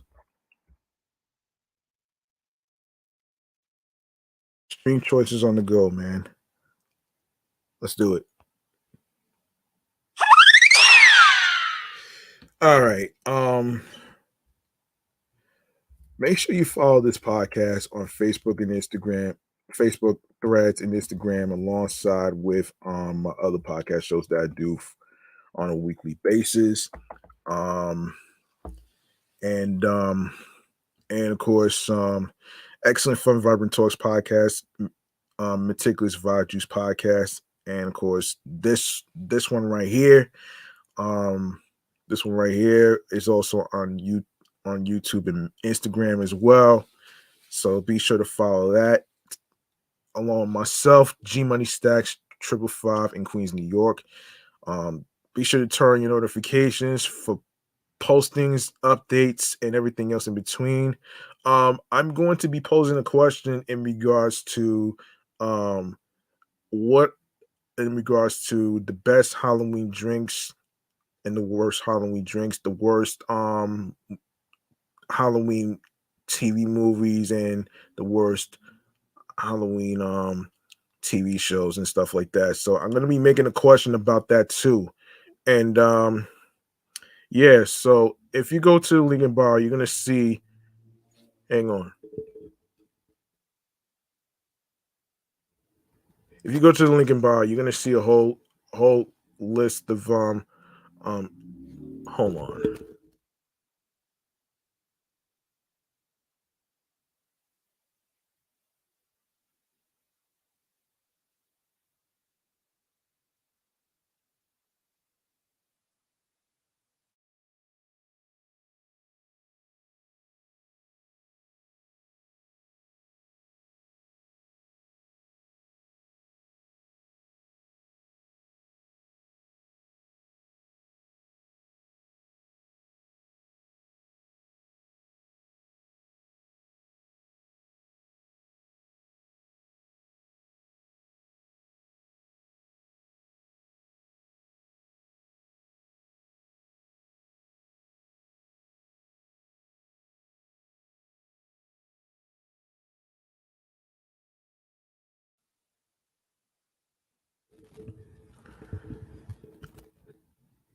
Yeah, sorry about that. Yeah, if you go to the link in bio where it says linktree/G Money Stacks 555, you're gonna see a whole list of stream platforms where you can listen to the episodes on every streaming platform. I will get to it right now. Um, I will get to it right now. Um, Starting with Odyssey, Audio Burst, Amazon Music, Breaker, Blue FM Podcast, Castbox FM, Deezer, Listen Notes, Moon FM Podcast, Player FM, Pocket Cast, Podbay, Podfriend, Podhound, Podopolo, Podorama, Podcast Index, Podcast Addict, Podchaser, Podverse, Podcast Guru, Podvine, Snipped, Spotify for podcasters, um, TuneIn Radio, Google Podcasts, Radio Public, iHeartRadio, the number one app for music, radio, and podcasts, where you can listen to music, radio, and podcasts for free. and you don't need a credit card to download iHeartRadio or any of the apps whatsoever. All right. Um, and of course, be sure to subscribe, follow the podcast on iHeartRadio and on iHeartRadio and the stream platforms that I just mentioned just now. And of course, be sure to follow my other podcast shows that's also on iHeartRadio and streaming platforms, which is Excellent Fun Vibrant Talks podcast, Sports Edition show, Meticulous Vibe Juice podcast review show, and alongside with Off the Meat Rat Chainz New York Avenue podcast. All right. And also do the same with YouTube. Make sure you subscribe to 3 of the YouTube channel pages that I just talked about. Um, Excellent Fun Vibrant Talks podcast, the sports YouTube channel page, Meticulous Vibe Juice podcast YouTube channel page as well, and the primary handle for all the New York Avenue podcast live stream episodes is on the YouTube channel of G Money Stacks 555. Be sure to grab the subscribe button, click on the notification bell alongside with alerts so you can be reminded of when each episode recording is going to be recording on the air via live stream. Includes the month, the day, the date, and time. And be sure to share the episodes, share the videos, download the episodes. You can even add your favorite podcast episodes in the podcast to your playlist. And be sure to listen, stream, watch these episodes, and of course, be sure to of course leave a like and a comment along with the episodes, and and um and of course tell us what you think about the Halloween topics and stuff. You know what I'm saying?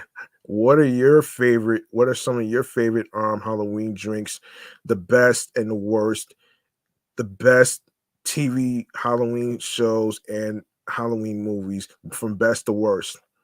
All right. And which I'll make a question about that too. And be sure to tell a friend to another friend, spread the word alongside with word of mouth. Share the link with the stream platform links with your husbands, your wives, your boyfriends, girlfriends, your friends, and the people you're cool with from work and everywhere else in between. All right. And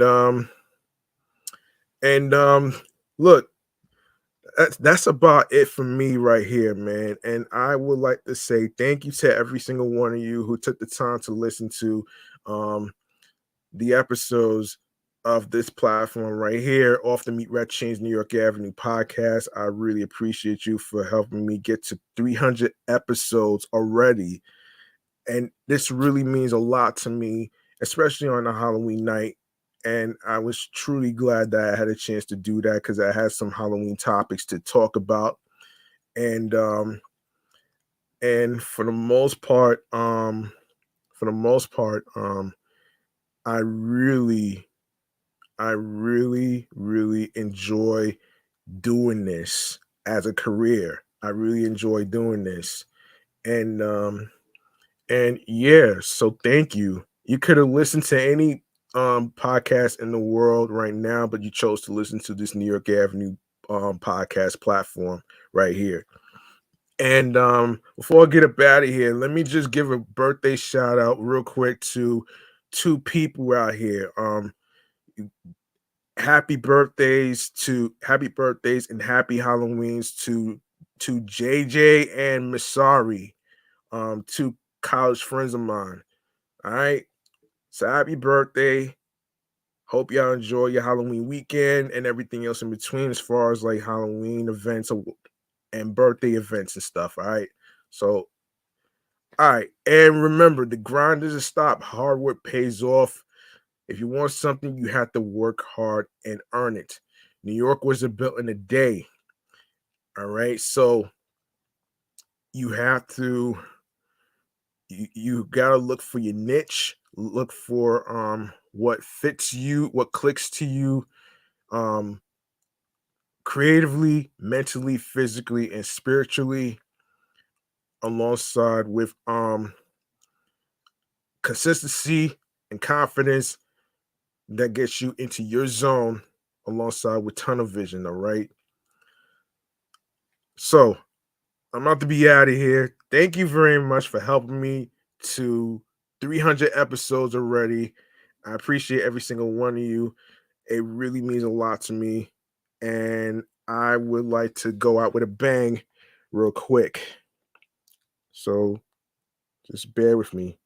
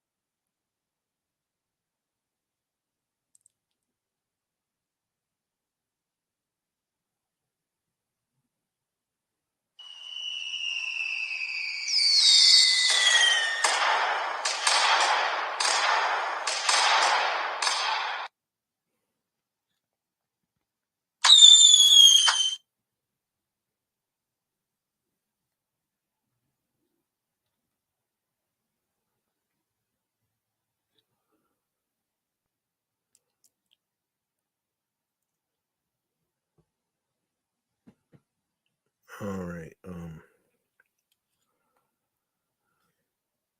Yeah, so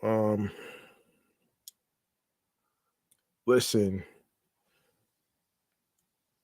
if you if you look up to anybody, including podcasters and stuff like that, that's doing amazing, that's doing over 300 episodes already and stuff like that, look, it's never too late to actually look for your niche and the skill that you're trying to do.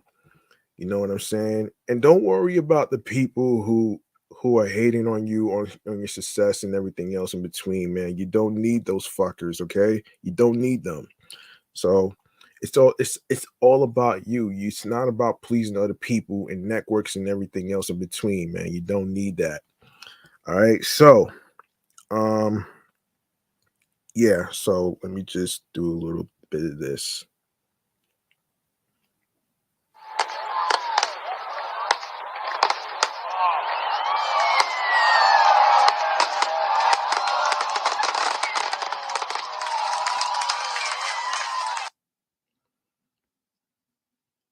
I'm gonna make some noise one more time for myself, man, for reaching episode 300.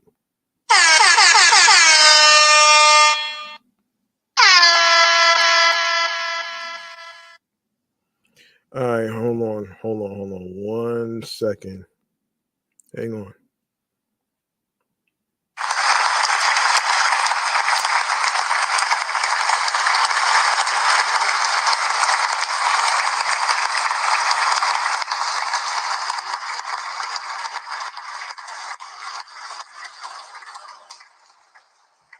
Thank you so much to every single one of you and the listeners and the watchers out there and everywhere else at home, um, USA, international, Canada, Long Island, aka Strong Island, and the five boroughs of Brooklyn, Bronx, Manhattan, Staten Island, and Queens. I wouldn't have made it to 300 episodes without you. So I appreciate I appreciate you, and I love every single one of y'all out there, man. And if y'all have any questions or whatever, you can DM me on Instagram or anything else, or any topics or anything like that, whatsoever that you want me to discuss or whatever. And it can't be political, all right? So, all right. So I'm up out of here, man. Peace and one love. Happy Halloween and happy birthdays to JJ and Masari. All right. Peace out. One love. Good night and happy Halloween, folks.